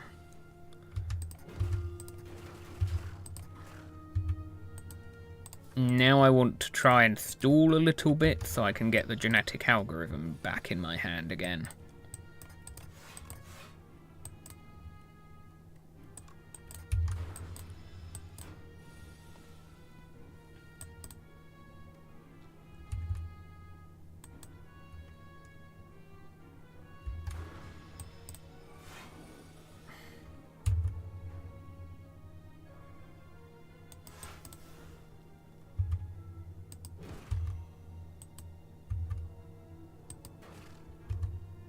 I'll do 16. That's not enough. And I'm taking damage anyway.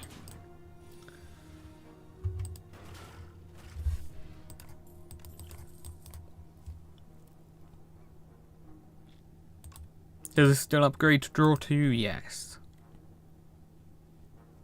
Tempting. Yeah, okay, I'll take that.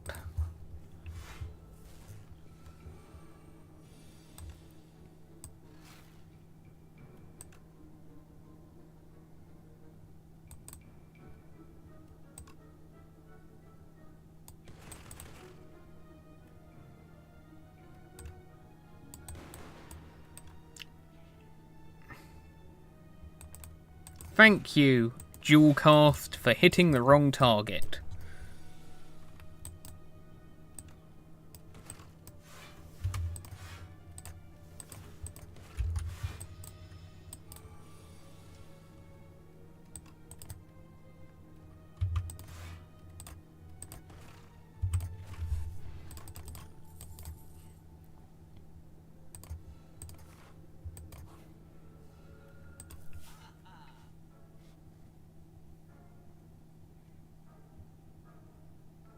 What is sacrifice? This relic I got from the ancient at the start of the act. I can sacrifice card rewards, and every 2 sacrifices gives me a random relic. Feral. The first time I play a 0-cost attack each turn, I return it to my hand? Claw. Also, Dark Shackles is just good. So I'm probably taking Dark Shackles. Yeah.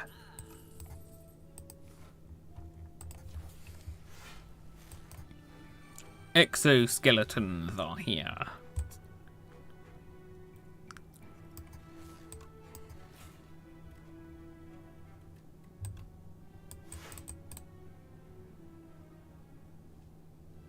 Yeah, I think that's full block.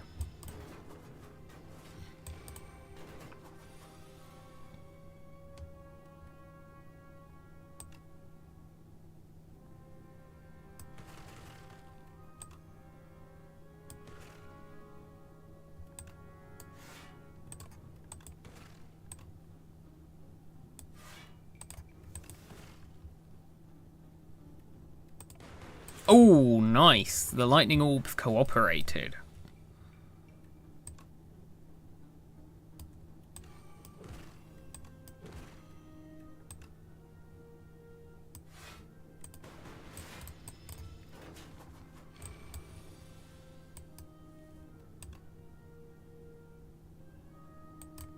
I don't think bulk up gets me enough value in this combat. Because it's going to be over too quickly. Yeah. Iteration. When I draw a status card each turn, first time I draw a status card, I draw 2 cards. Again, the boss here doesn't really give me status cards. And I'm not making status cards either. Sacrifice. Whetstone. Upgrade 2 cards. Cool. I'll take that.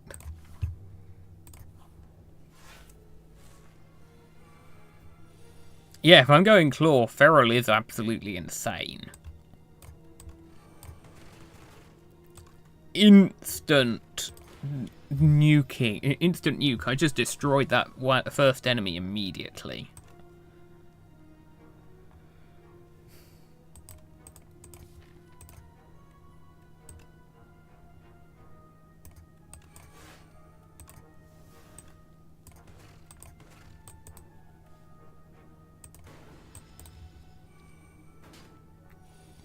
Wow, this bug buffs its strength so fast. What the heck?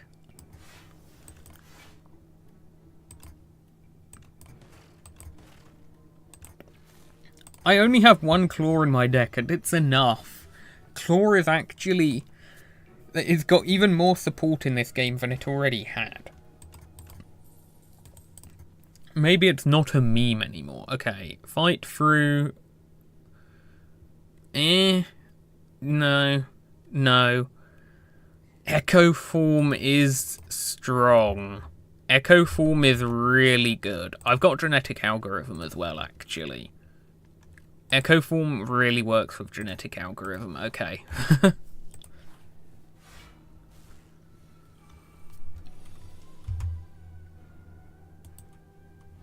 Let's see if I can save a genetic algorithm and trigger it with echo form later.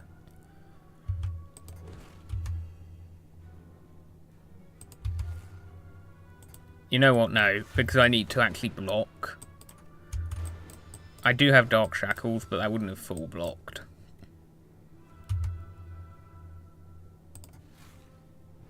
Well, there goes Echo Form, because it's ethereal.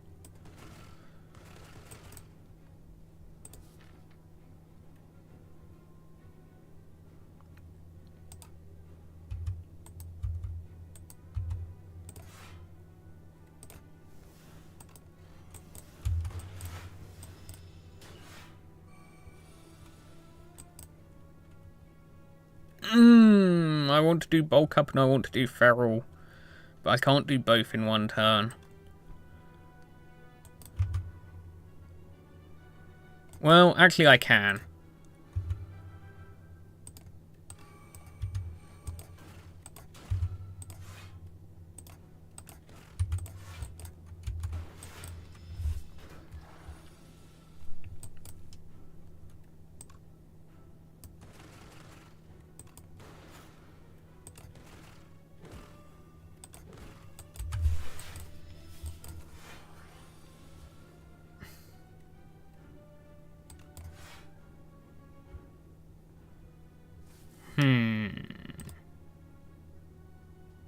I'm definitely not getting Claw this turn, so I may as well go for the Beam Cell to double play it.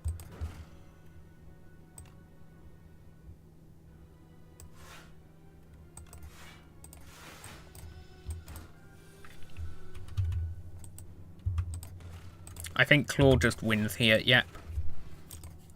Pantograph. I heal at start of boss fights. That's very good. Charge battery? Nah.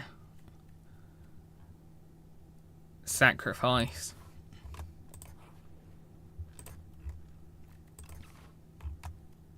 You know what? Actually, I think I probably want to rest, just in case the elite is rough. Because if I get the B elite, that would be very bad. That is a great relic. Yep, I got the B elite. Okay. Panic mode, everyone.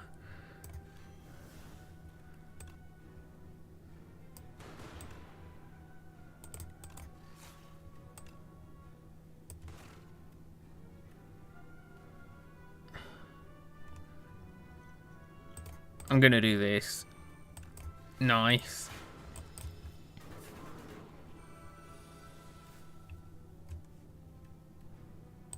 I think I definitely want to get Echo Form in play.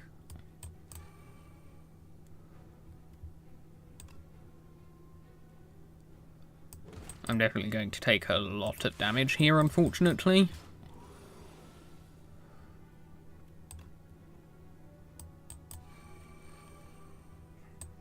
Double the bulk up.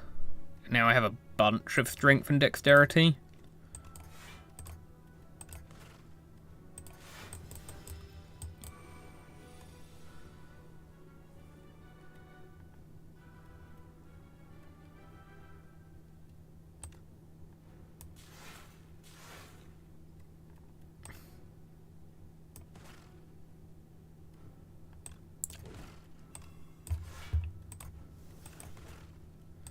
Okay. That fight could have gone a lot worse.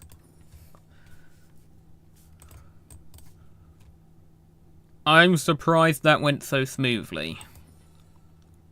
Hologram plus Zap plus. Cool. The issue with that elite is every time I hit it with an attack, it gives me a status card. And if you notice, my deck is very focused around spamming low-cost attacks. So basically that elite kind of countered my deck. So it's very lucky that I was able to make it work.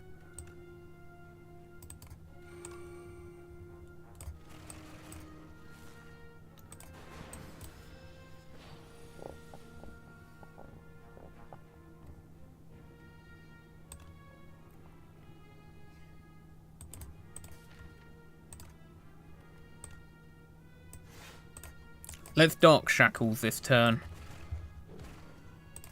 Just completely negate your attack.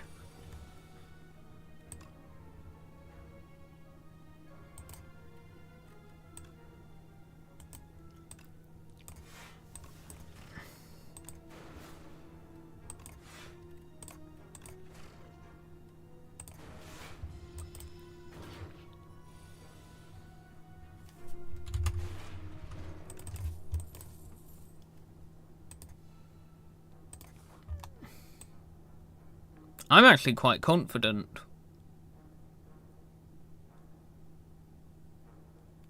I can't get the B elite again.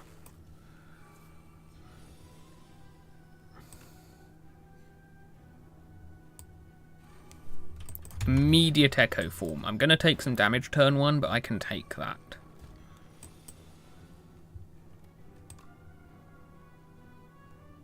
Do I double bulk up? I think I double bulk up.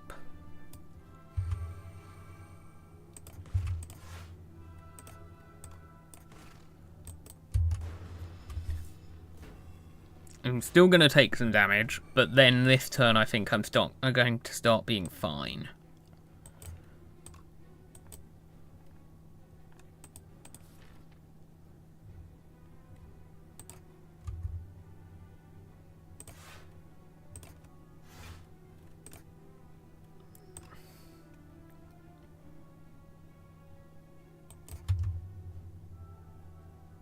I don't have Feral in play, right? No.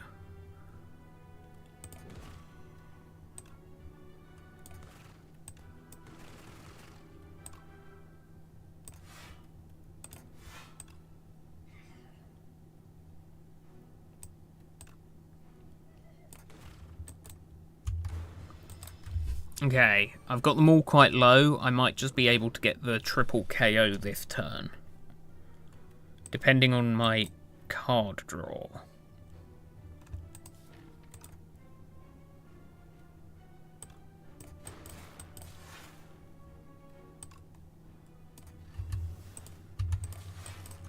Okay, well, I didn't, but I'm okay for the turn.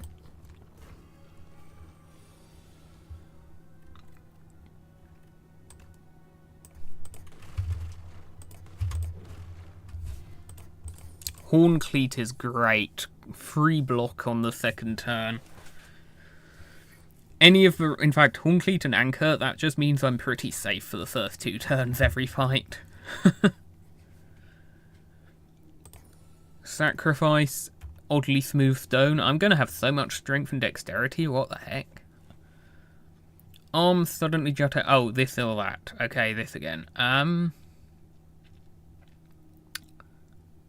I'll take the relic again, honestly. I've got a remove right up coming up on the shop, so Centennial Puzzle, that's always nice to see. I could take Lee's Waffle, but no, I can't because I need to do a card remove. I can take a second copy of Feral.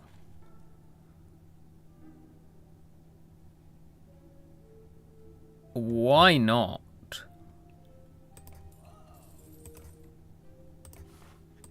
Might be tricky to afford it all. Okay, upgrading Feral makes it 1 cost. That's very good.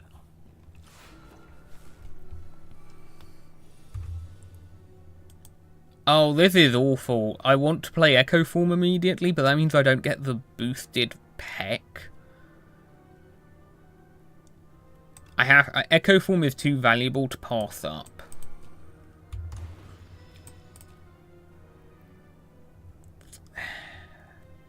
I'm gonna... I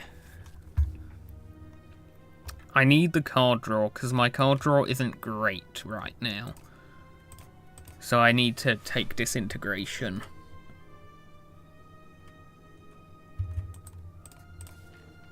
Okay, hold on.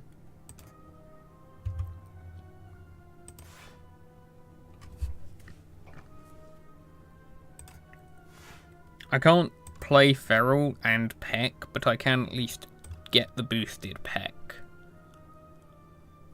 Or do I want to go straight for the Feral? No, I think I go for the boosted Peck.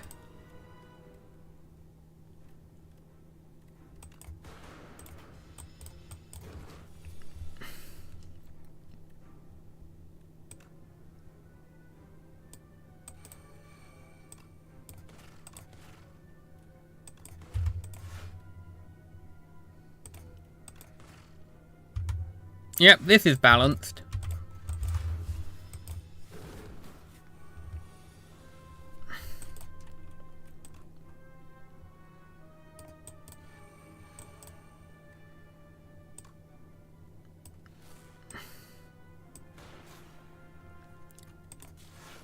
I will save Genetic Algorithm for a bit later in the fight.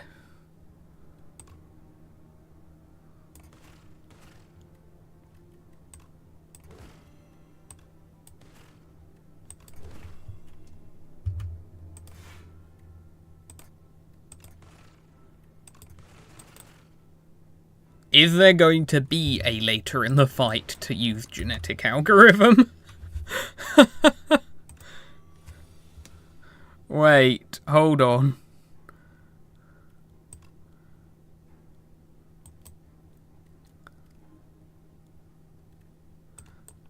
I think I just go for big block this turn.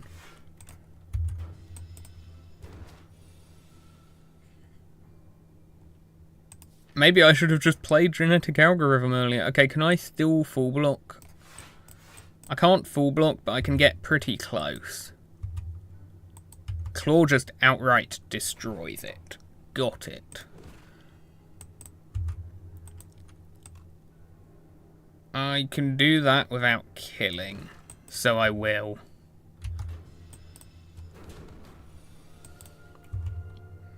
Genetic Algorithm and Peck.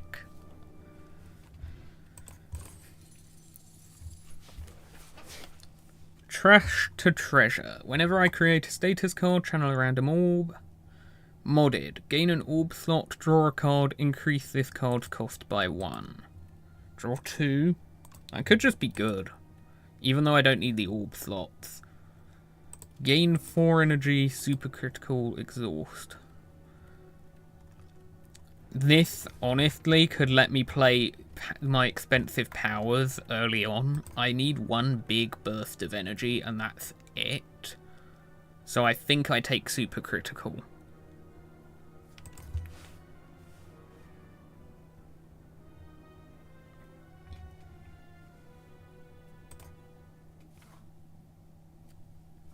And the Doormaker. That is probably the easiest boss of this act, so I'm not too worried.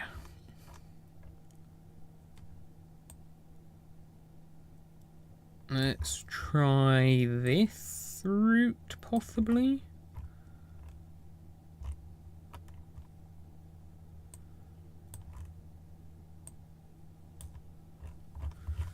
That should work. So weak, but you have potential. Use this weapon. Spiked gauntlets. Gain energy, but powers cost 1 more. That is not worth it on this deck. Iron Club. Every 4 cards I play, draw a card? Excuse me? Or choose 3 attacks in your deck to enchant with Instinct. Decrease their cost by 1. Specifically attacks. Okay. What attacks would I want to go cheaper? because most of them are 0 already. Uproar, Peck, all double playing Peck. And then Strike. I think it's just going to be Iron Club, though. Draw cards for every 4 I play. I'm playing so many attacks, that seems like it's just going to work.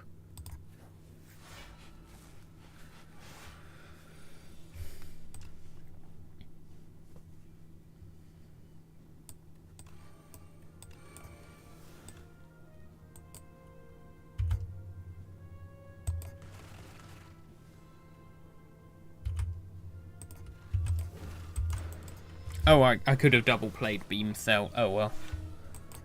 I don't think it matters somehow.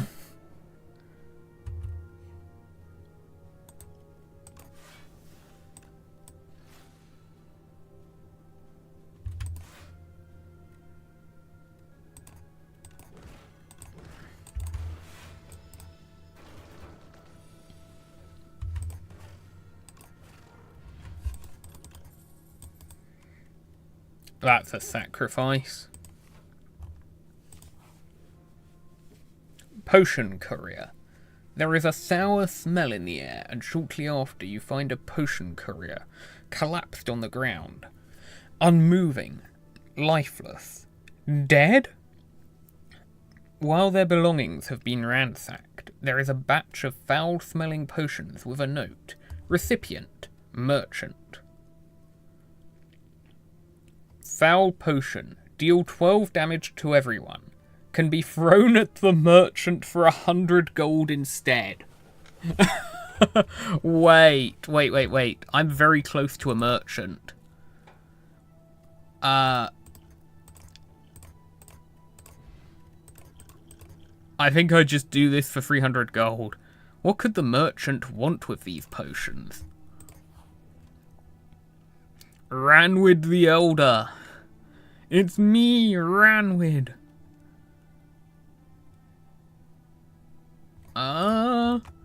Yeah, meal ticket isn't going to do anything for me for the rest of the run, because I'm already at full health, so it won't heal me when I go to the only shop that remains. Bronze Scales Juzu Bracelet.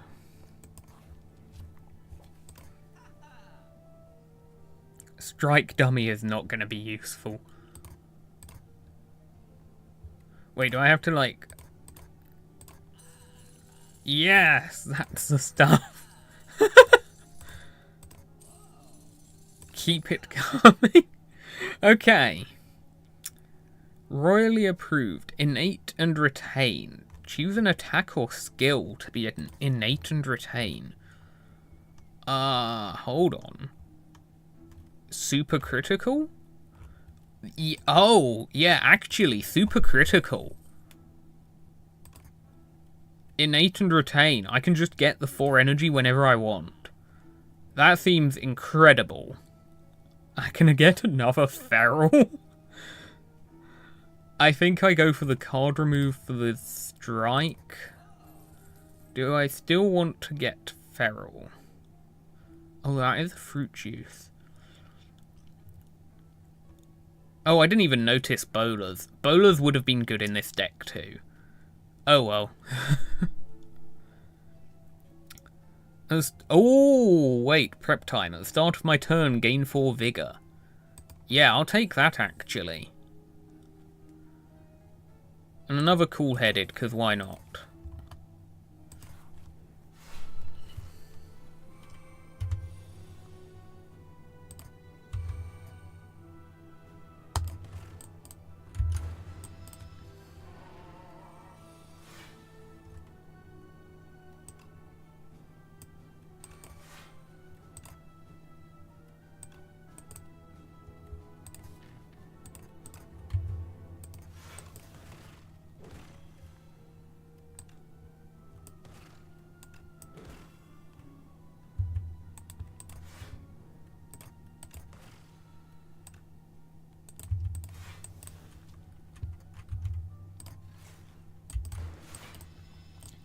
Okay.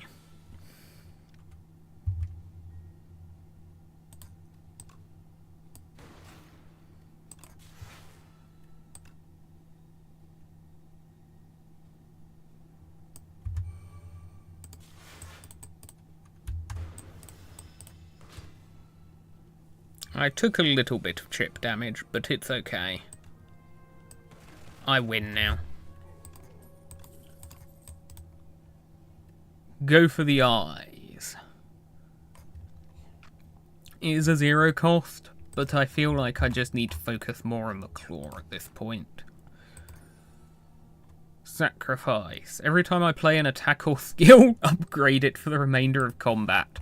I think I've got a lot of them already upgraded, but this will influence what I do and don't upgrade. I still haven't upgraded genetic algorithm, but I think it's a bit late for that to make much of a difference. I think I want Echo form, probably, or Feral. I think I go Feral.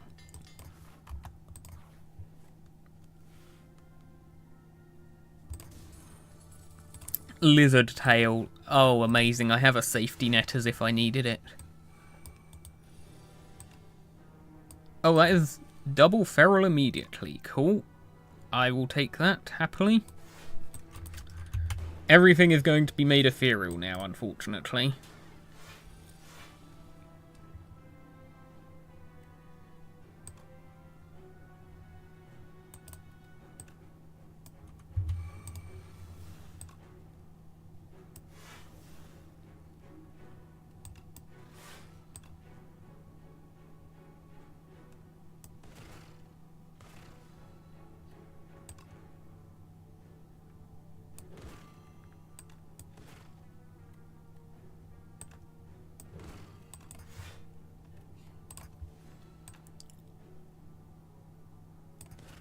Everything is not going to stay ethereal. And now you're going to try and make it so nothing I play is upgraded anymore, huh? Let's see how that goes for you.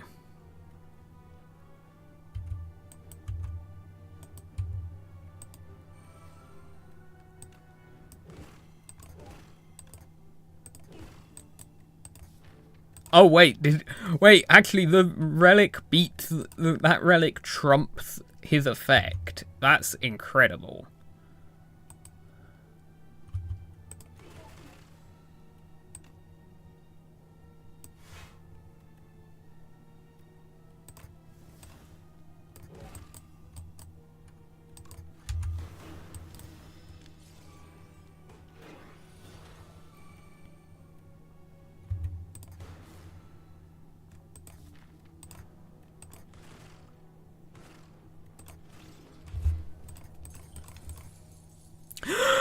A second claw.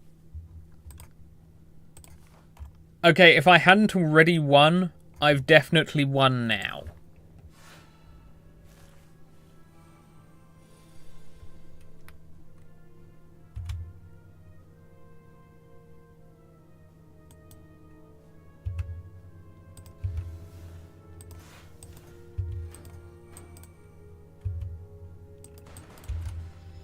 Oh, I could have gone feral. Oops.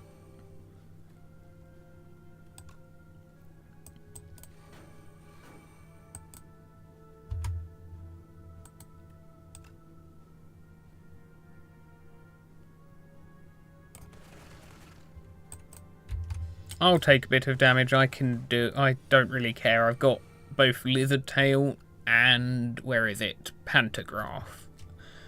I can take some damage. It's not a big deal.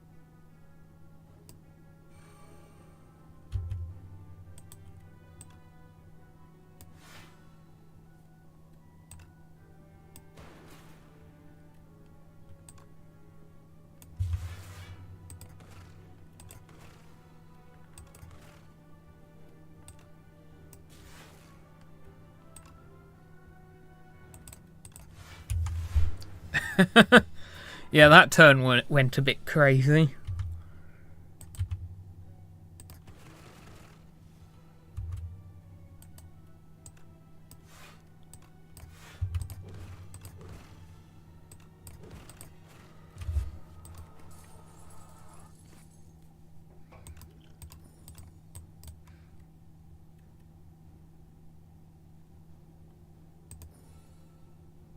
And I get a pen nib to potentially boost my damage even higher.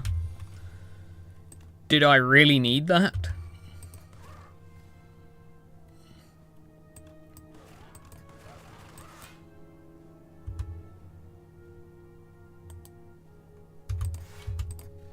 Let's see if I can draw more. Yeah, okay, got into a feral.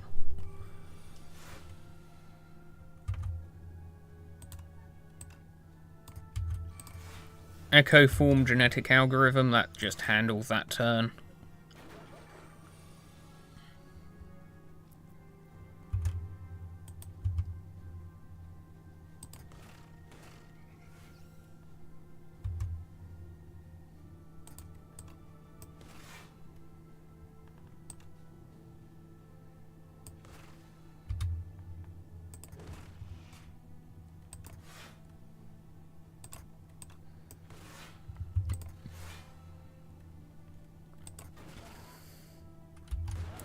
Yeah, I don't think even the Fabricator, one of the most annoying enemies on this floor, on this act, has a chance against me.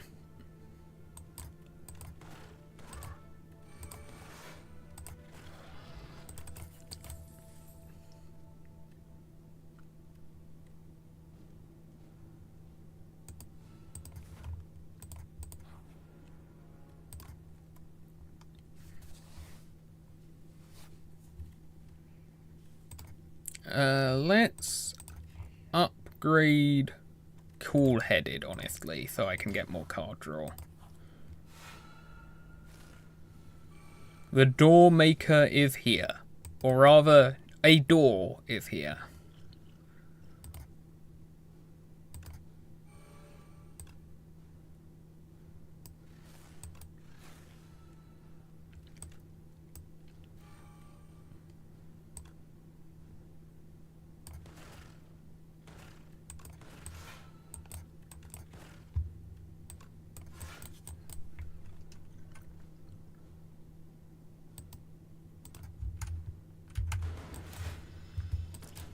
Easy first turn.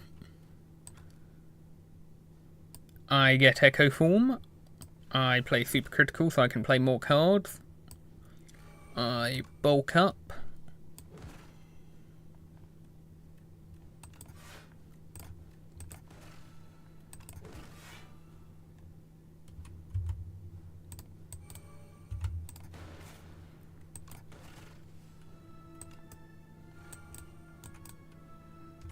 And now the Door Maker is actually here.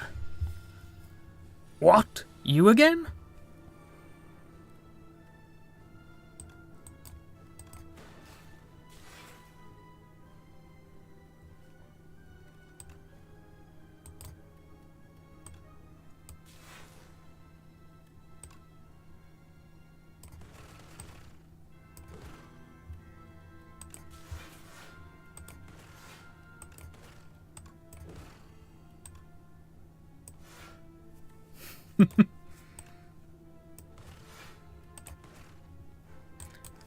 That was just a little bit of damage.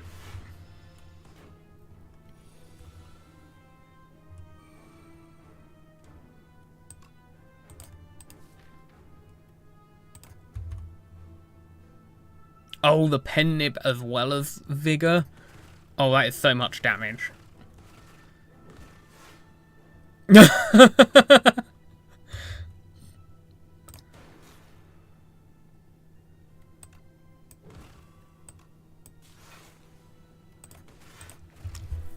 That boss got demolished.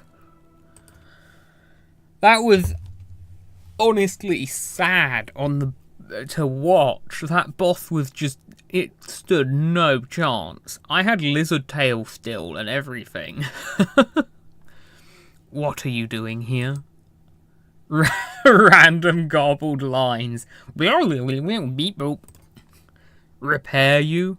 Make me.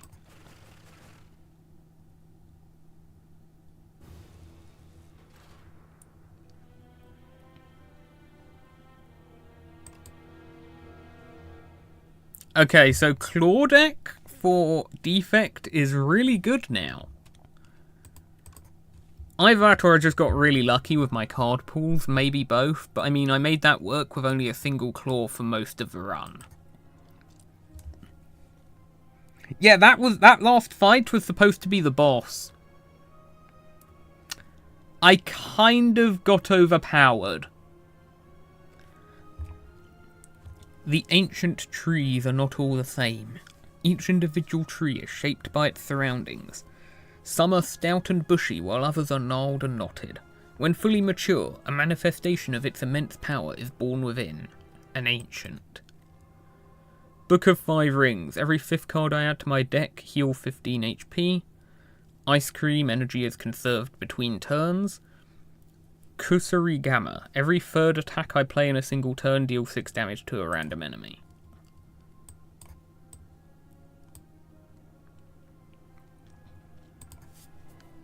Orobus. Attracted by the now burning spire, Orobus's curiosity was piqued. Blight gone. Why gone? Safe to enter? Orobus enters. Unlocked this ancient, the living rainbow, who may be swimming around in the 2nd act.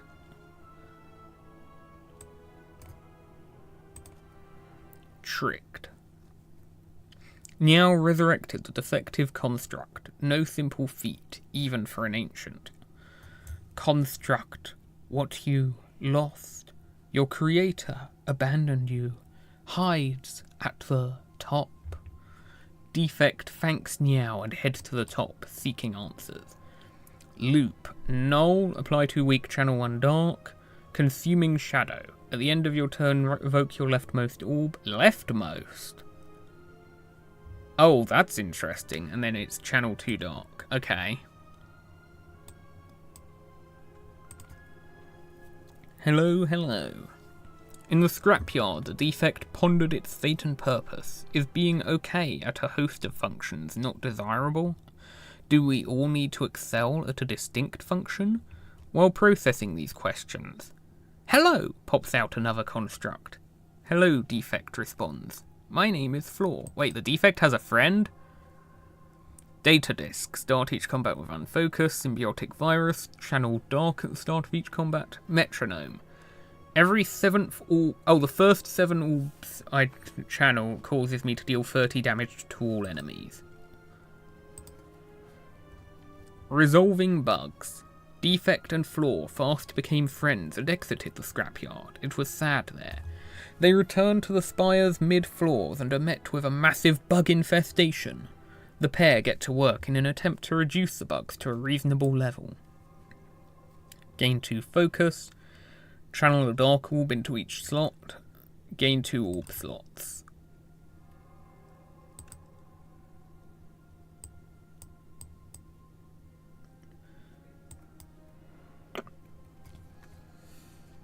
A being of immense power exercises his mastery of form and space once a day, shifting the very nature of the spire.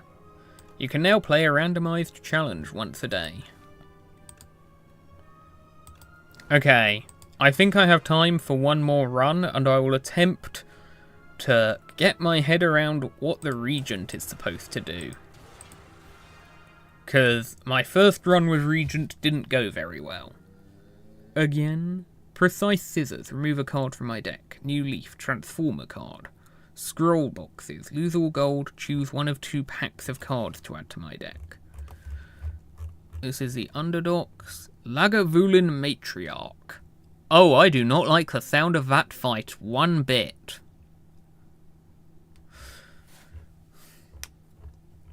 Okay, are there...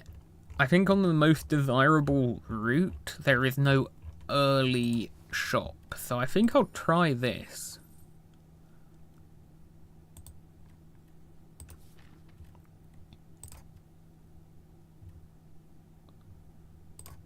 So this is Forge 3 Sovereign Blades deal double damage this turn.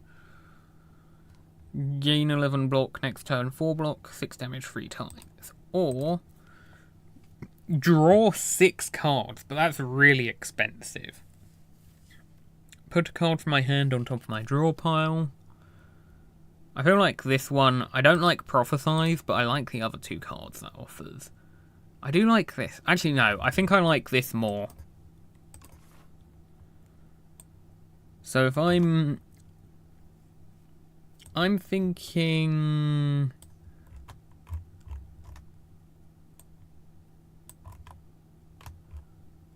Depending on how I feel, I can potentially avoid both these second elites if I'm struggling, but otherwise I will take them on.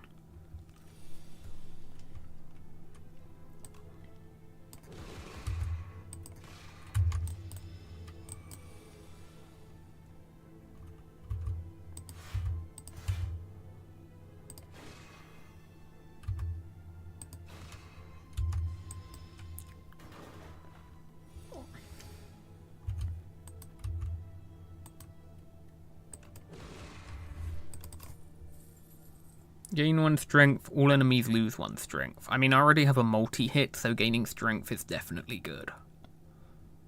Oh, that costs 3 stars. Ooh. I think I'm still taking it, just because that's a good card, but that means I need to actually try and get a lot of star generation.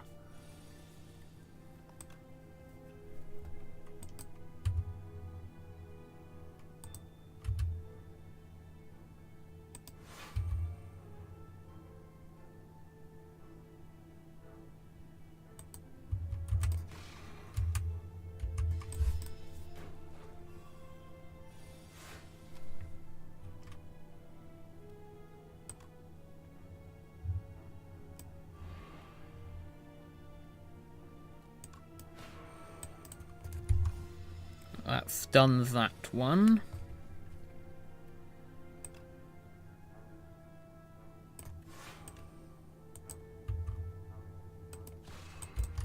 But now I'm going to take a huge hit.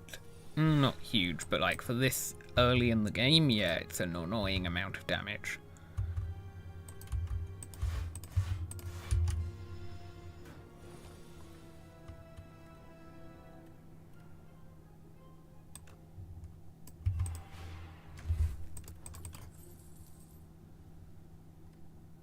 Gain 9. Oh, but I need to have 5 stars already to gain 9.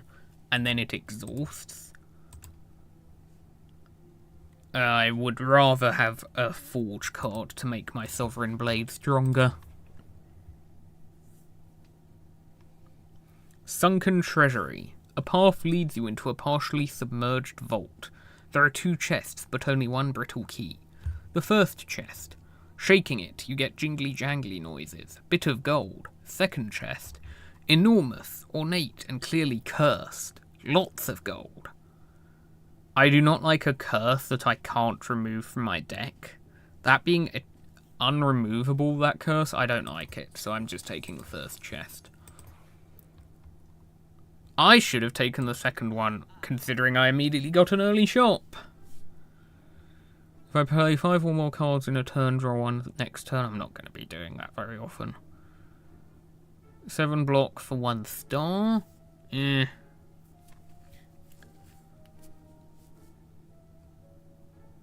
Refined Blade. Refined Blade looks good, but do I want it over a card remove? You know what? Yeah. I think I'm going to build into the Sovereign Blade mostly.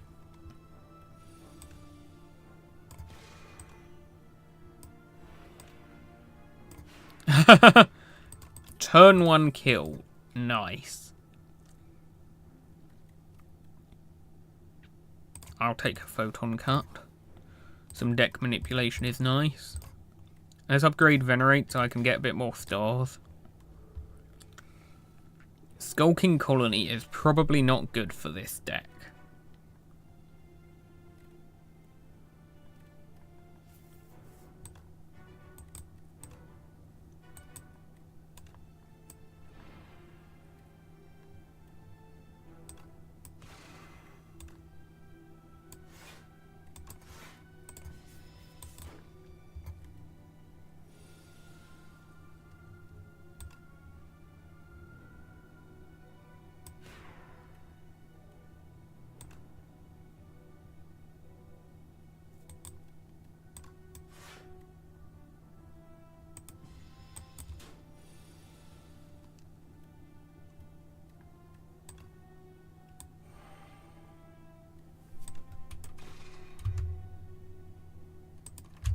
Okay.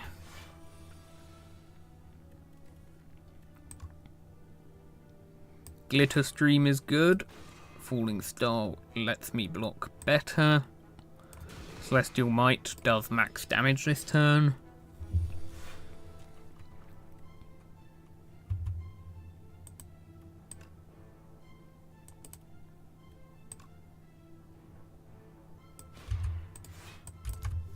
Attack and block.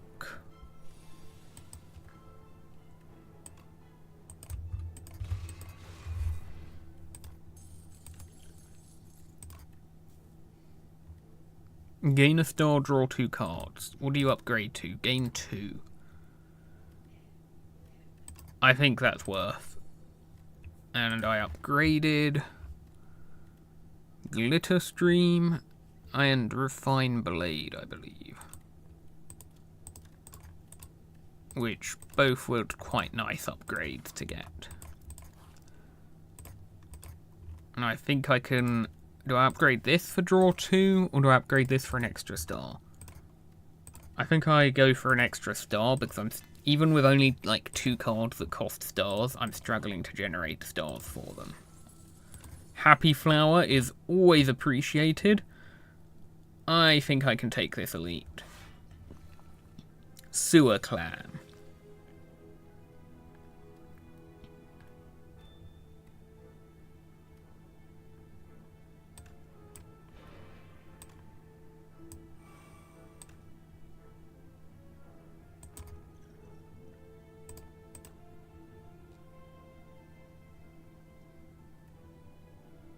I am not taking the Gambit. That is scary.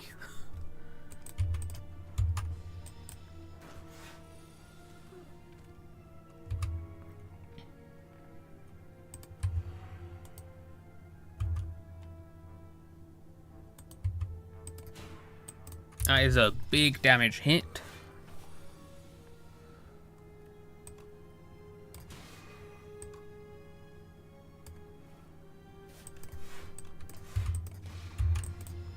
Oh, I think I could have just finished it off with 2 strikes. Oh well.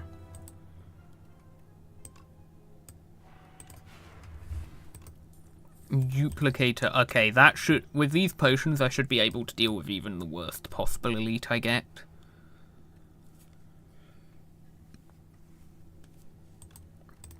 I will take an extra AoE card in case I get Phantasmal Gardeners, because that's going to be an annoying elite.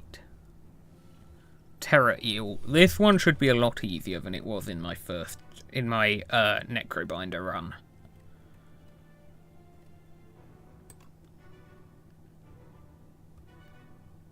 I will do an energy potion though.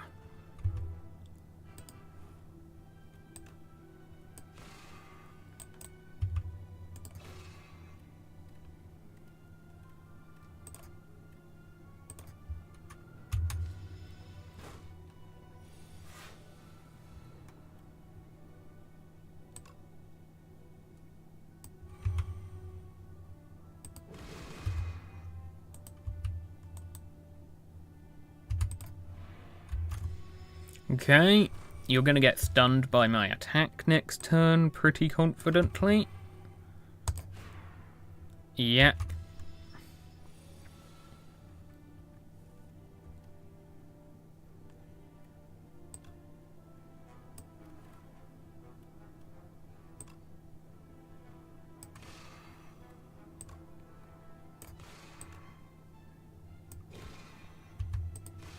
Let's just go all in on attacking. Okay, yeah, you applied 99 turns of vulnerable to me. So, Sovereign Blade finish you off. Okay, yeah, I'm definitely prepped for Phantasmal Gardeners now, too. At the start of my turn, gain 2 stars. Novi place, weak and vulnerable. I don't think I'm leaning enough into stars that I will want this. I'm focusing on the Sovereign Blade. All enemies lose 2 strength. Gain 2, all enemies lose 1. Okay, I'll do that. Gremlin Merc. Is this like a bunch of gremlins stacked up together. Is that why they're so wobbly? Surprise, something is off about this creature. Yeah, when I defeat it, a bunch of gremlins are going to burst forth.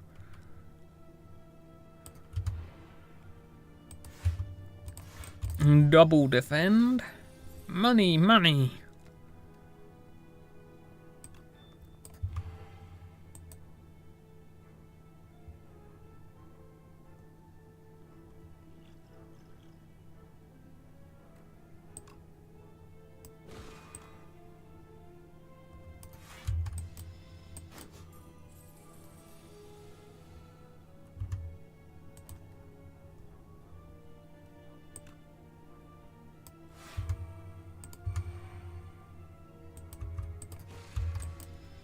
I need to attack before you decide to run away with my money.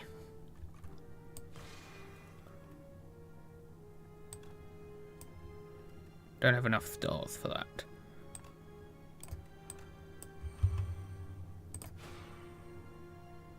Okay, they're dazed.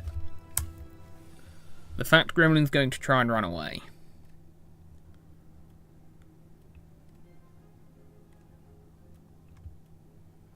Is there a way I can defeat them without using potions and without taking damage? I don't think so.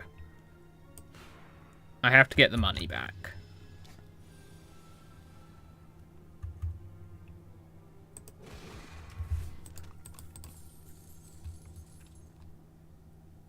Manifest Authority. Kingly Kick. Whenever you draw this card, reduce its cost by 1. I suppose that synergizes with Photon Cut, but it doesn't do enough damage for me to be happy with it, especially when I've got multi-hits and strength and Sovereign Blade to work with. This will be Phantasmal Gardeners, won't it? Yep.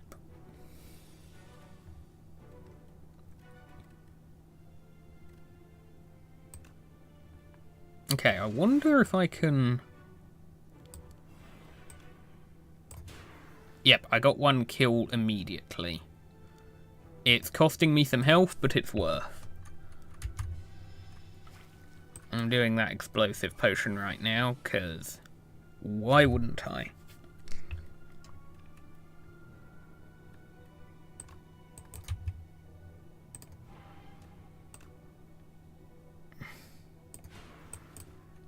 I'm going to take more damage, but it's okay.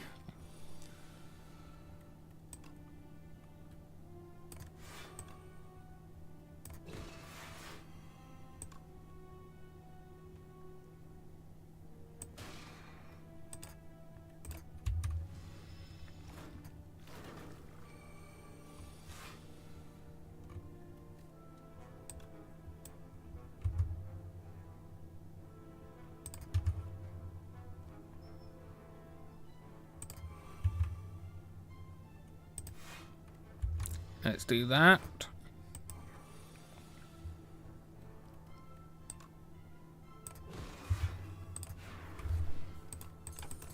A bit of a rough fight, but it wasn't too bad.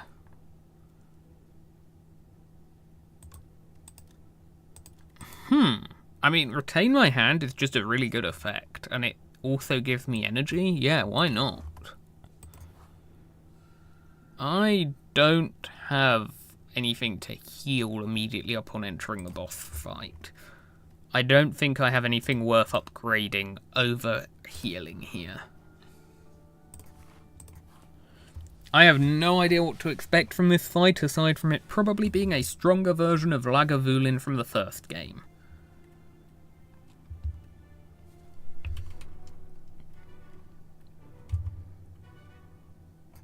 Okay, so it will sleep and awaken. It's asleep and will awaken after 3 turns or when I deal damage to it. So I feel like I should buff up my Sovereign Blade as much as I can.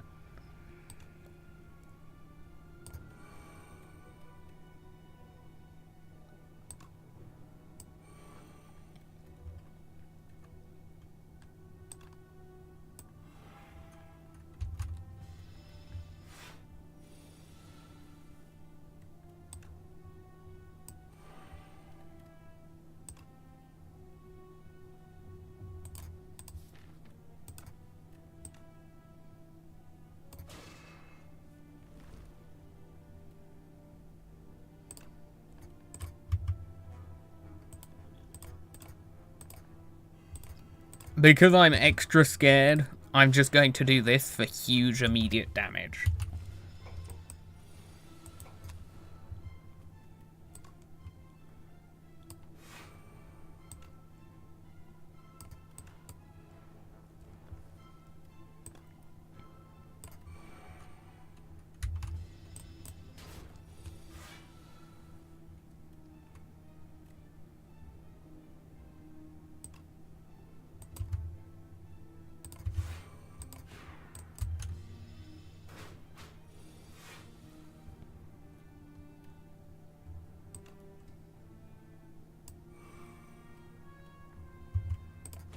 This should finish it. Okay, maybe I was too afraid of this boss. It doesn't seem very fast.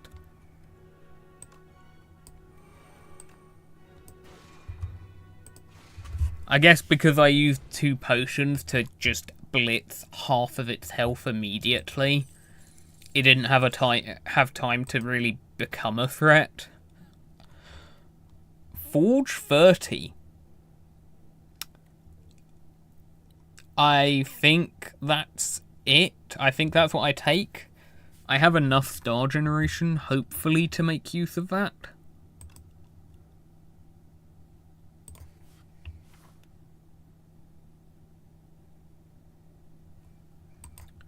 Okay, what are we getting here? The Insatiable.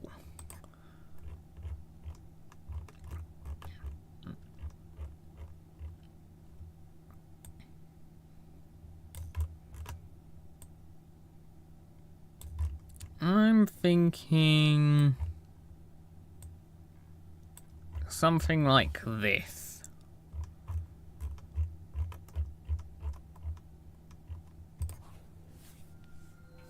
Puppet, all the way up here. Take these, take.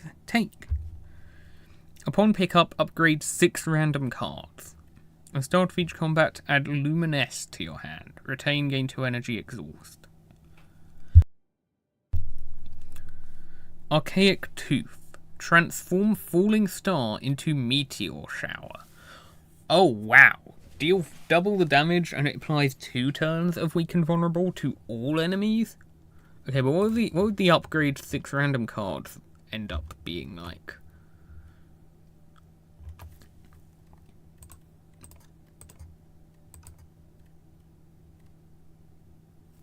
Now, I think Meteor Shower is just going to be a ridiculous thing to get.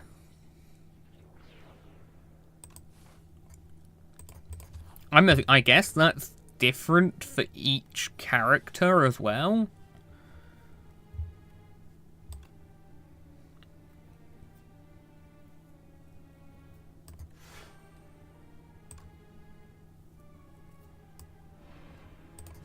I think for this fight, I wait for it to go underground and then I obliterate it with a Sovereign Blade.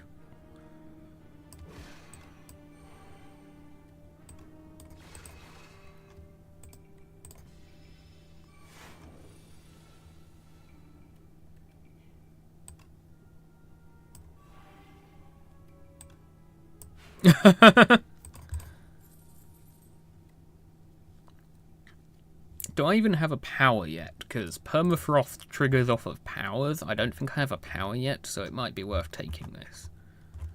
Also, what does this upgrade to? That upgrades to more damage.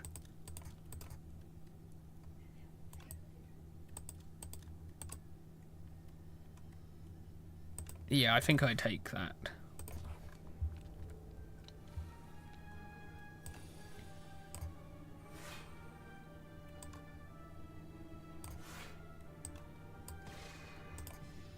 These enemies could be annoying.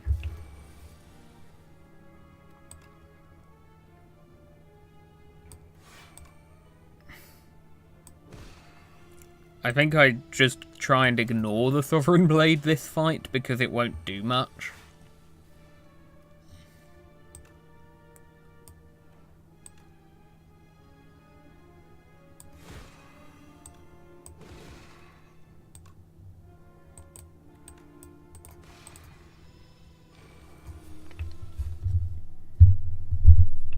Okay, I think I probably win this turn somehow.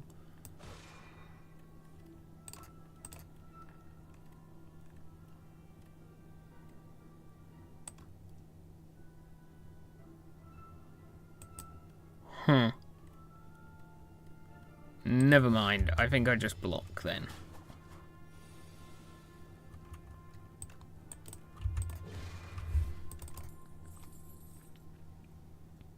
Monologue. Whenever I play a card this turn, gain 1 strength this turn.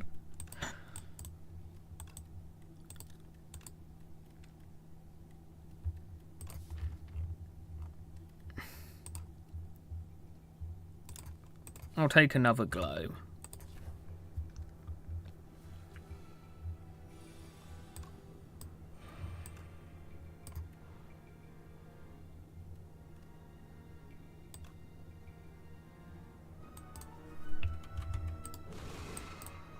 I have no block this turn, unfortunately.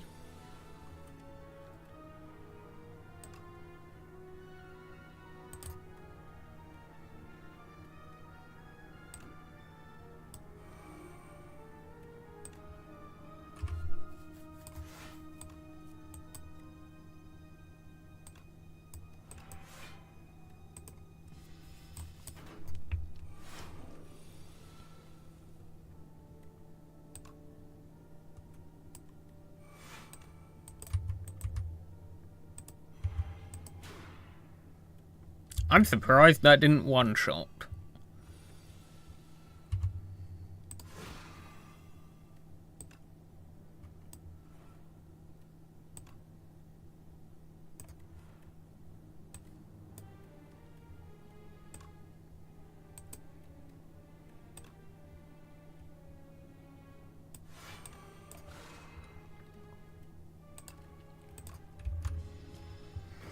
Well, that's an easy enough fight.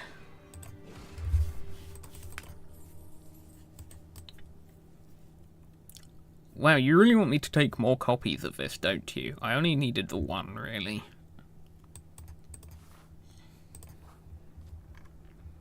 Hunter Killer.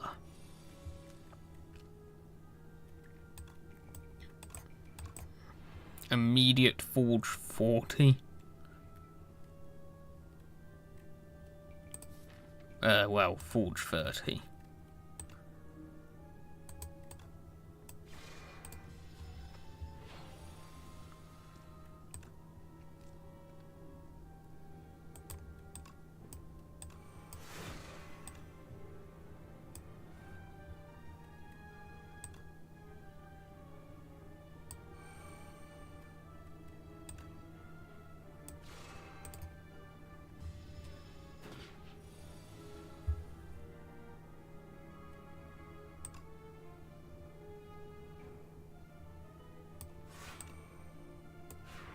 Let's just go for some big damage. I could really do with more energy. I think that's what this deck really needs right now.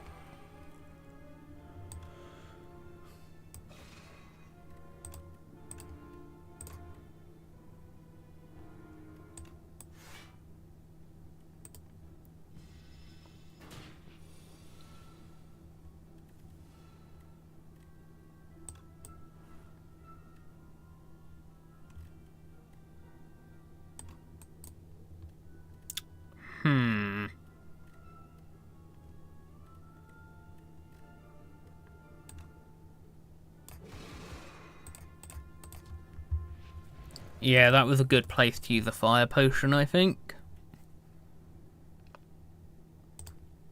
Photon cut is nice, but I still need energy. I need energy from something. Not stars. I need actual energy. Well, I guess I'll take an upgrade for Smith. And Decimillipede's going to be awkward for this deck.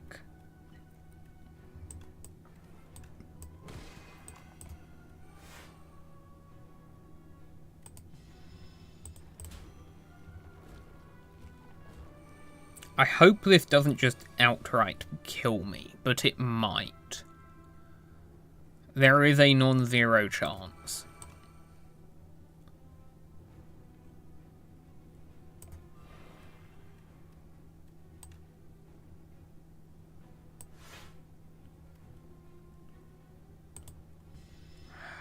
Do I have to use Snecko oil? I might do.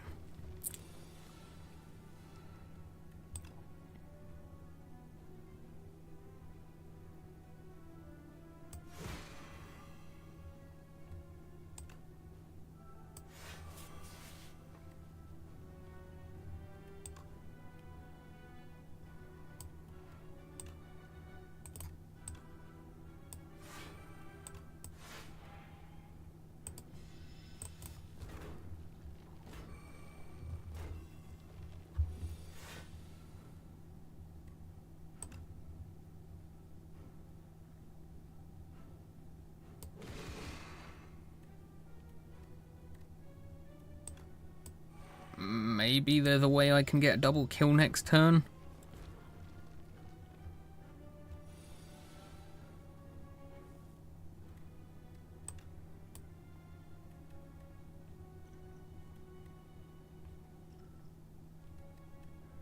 I don't have stars to spend. That's not good.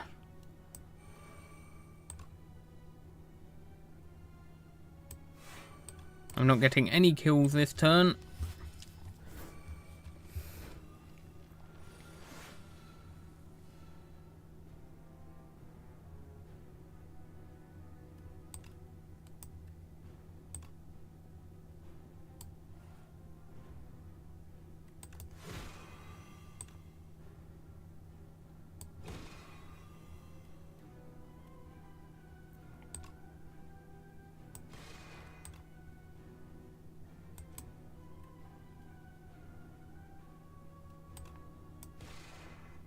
Okay, I win.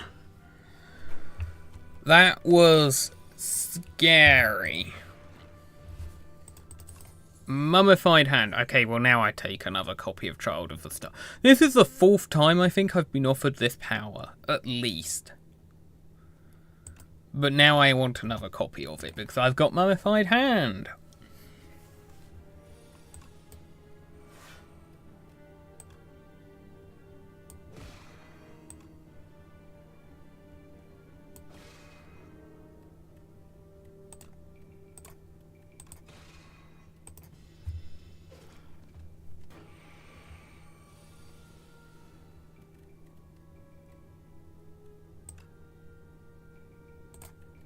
Actually, do I want to do a retain this turn? Unless I can get rid of the toxics, probably not.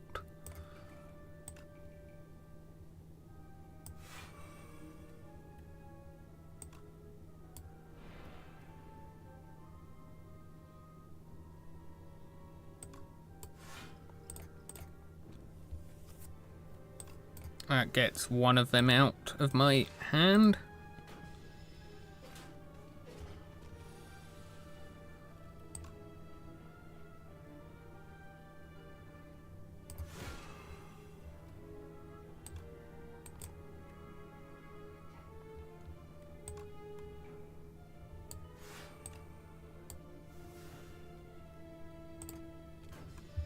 Oh, this is so scary. I have a rest site coming up at least.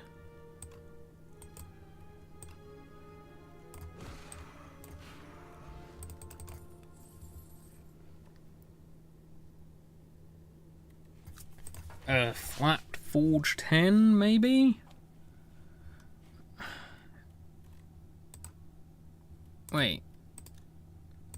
Spoils of Battle 10, 15. What's this one normally? Like it's 6 and it upgrades to 10 with the bonus effect. I feel like I don't need that.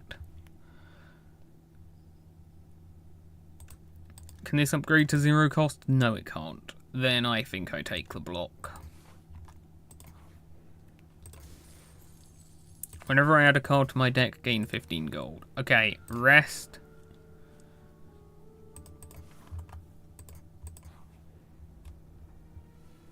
Spiny Toad.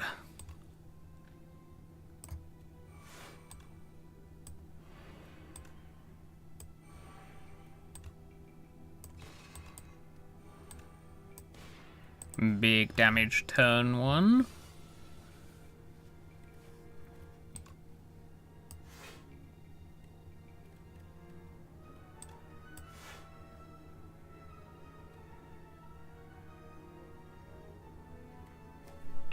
I think I just double block and don't attack into the thorns.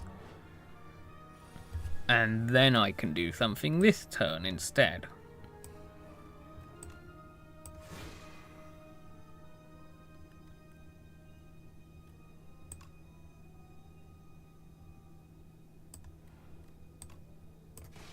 I will take a little bit of chip damage.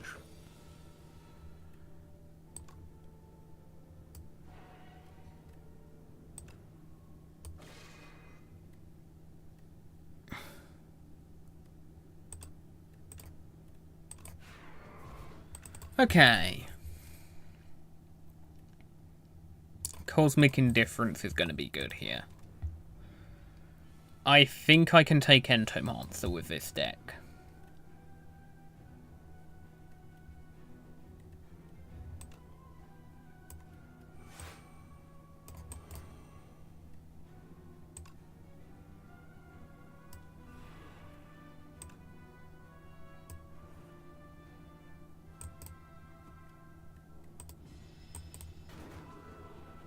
Maybe not. I'm actually getting not amazing RNG here.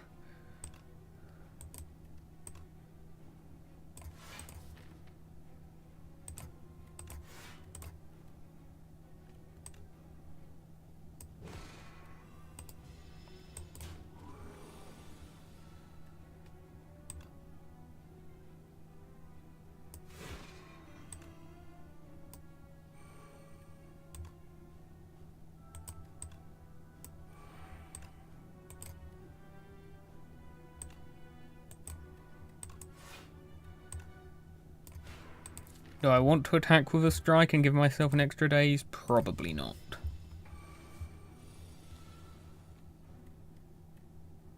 I definitely don't want to play Celestial Might.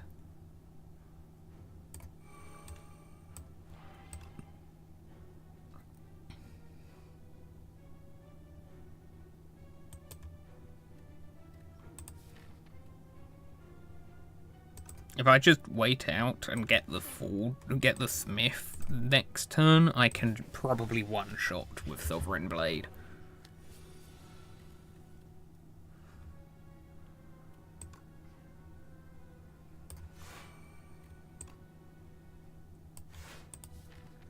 This turn, then.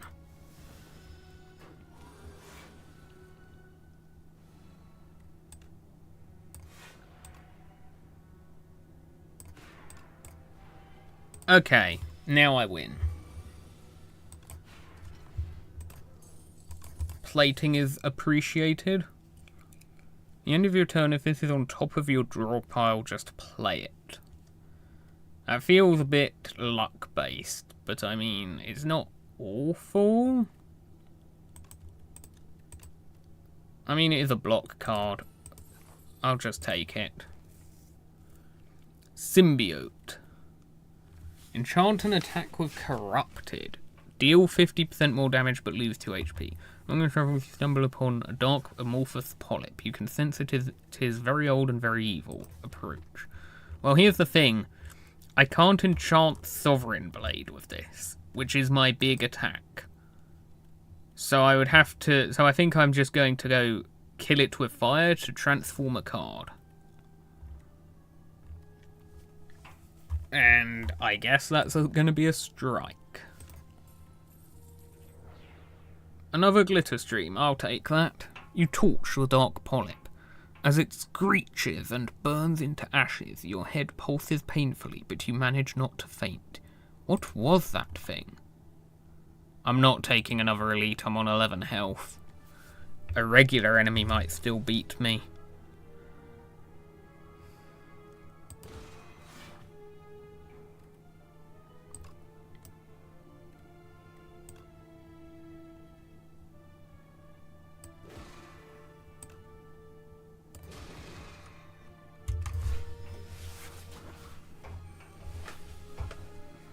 The Louth Progenitor.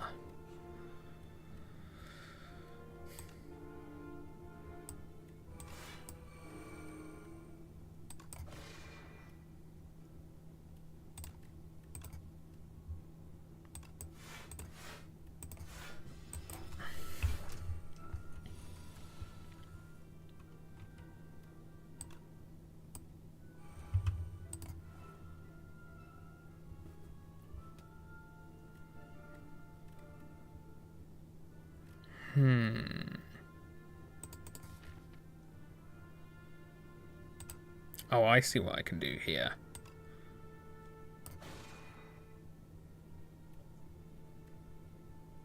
I'll save that for next turn.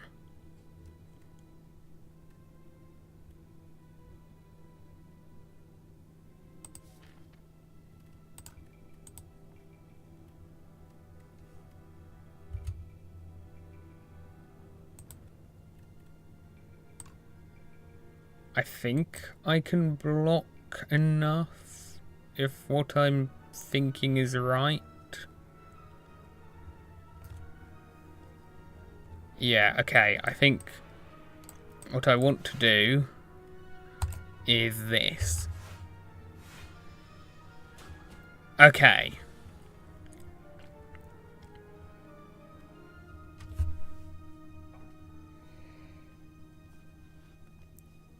I am living on the edge right now.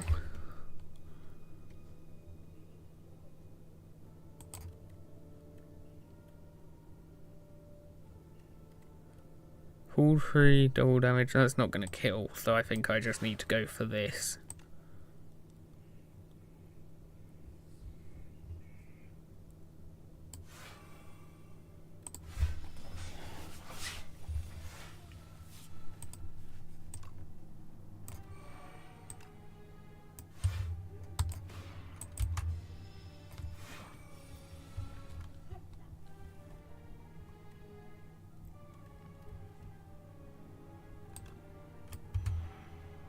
$66 damage, is that going to be enough? Yes, barely. Okay. How many of my cards have a star cost? 1, 2, 3. Yeah, not enough for that card to be important.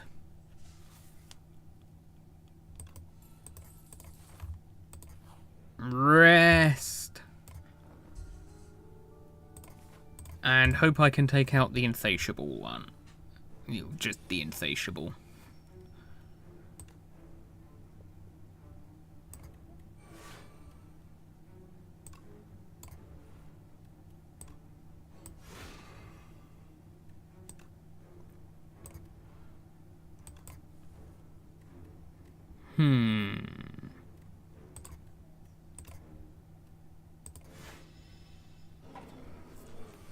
Sand pit. Now I have to frantically try to get further away from the insatiable every turn.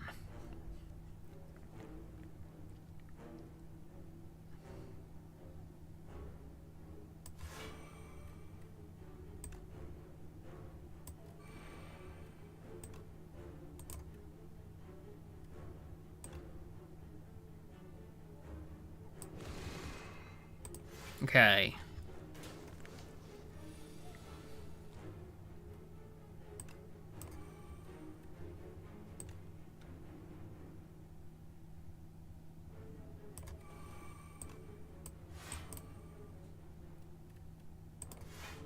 That's not the best of turns.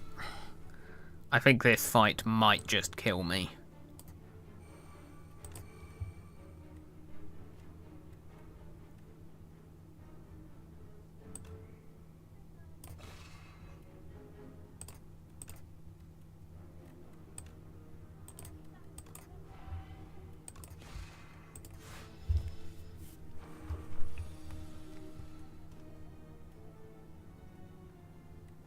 Okay, I think I have to do Smith here. because I really do need to get as much damage as I can on the Sovereign Blade. This is getting scary.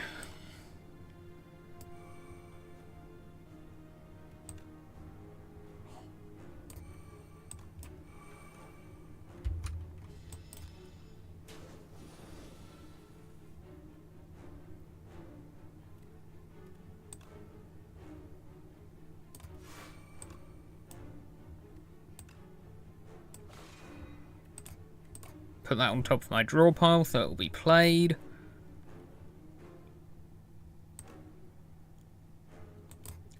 And let's... Do I even live the turn? Yeah, no, I live the turn thanks to that, I think.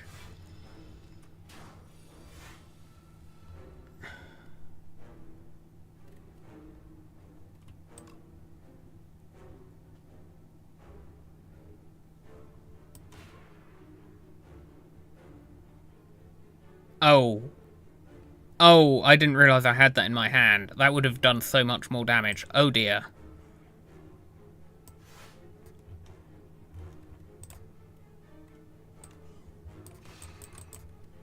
I might have just choked the entire fight.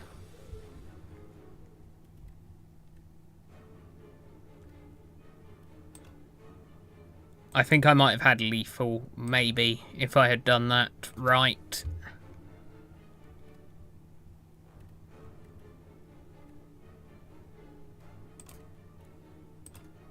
I don't think I have the block I need.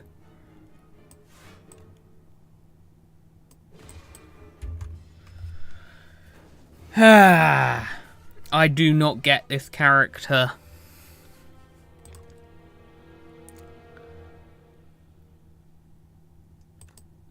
Okay. That will be it for today. I mean, after I see what I've just unlocked. Spires reopened, More treasures for my collection. Darv smelled riches in the air and entered the spire on his trusty steed. Darv the Hoarder will now show up in your future runs. Thank you for watching. That's it for today. Yeah, I think Regent's the hardest character for me personally to play as. I've heard a lot of people just seem to... It clicks with them and they just do really well. I don't understand the Regent very well. Maybe I will eventually, but for the moment it seems very difficult for me to get my head around. But yes, thank you for watching. That's it for today. And see you next time.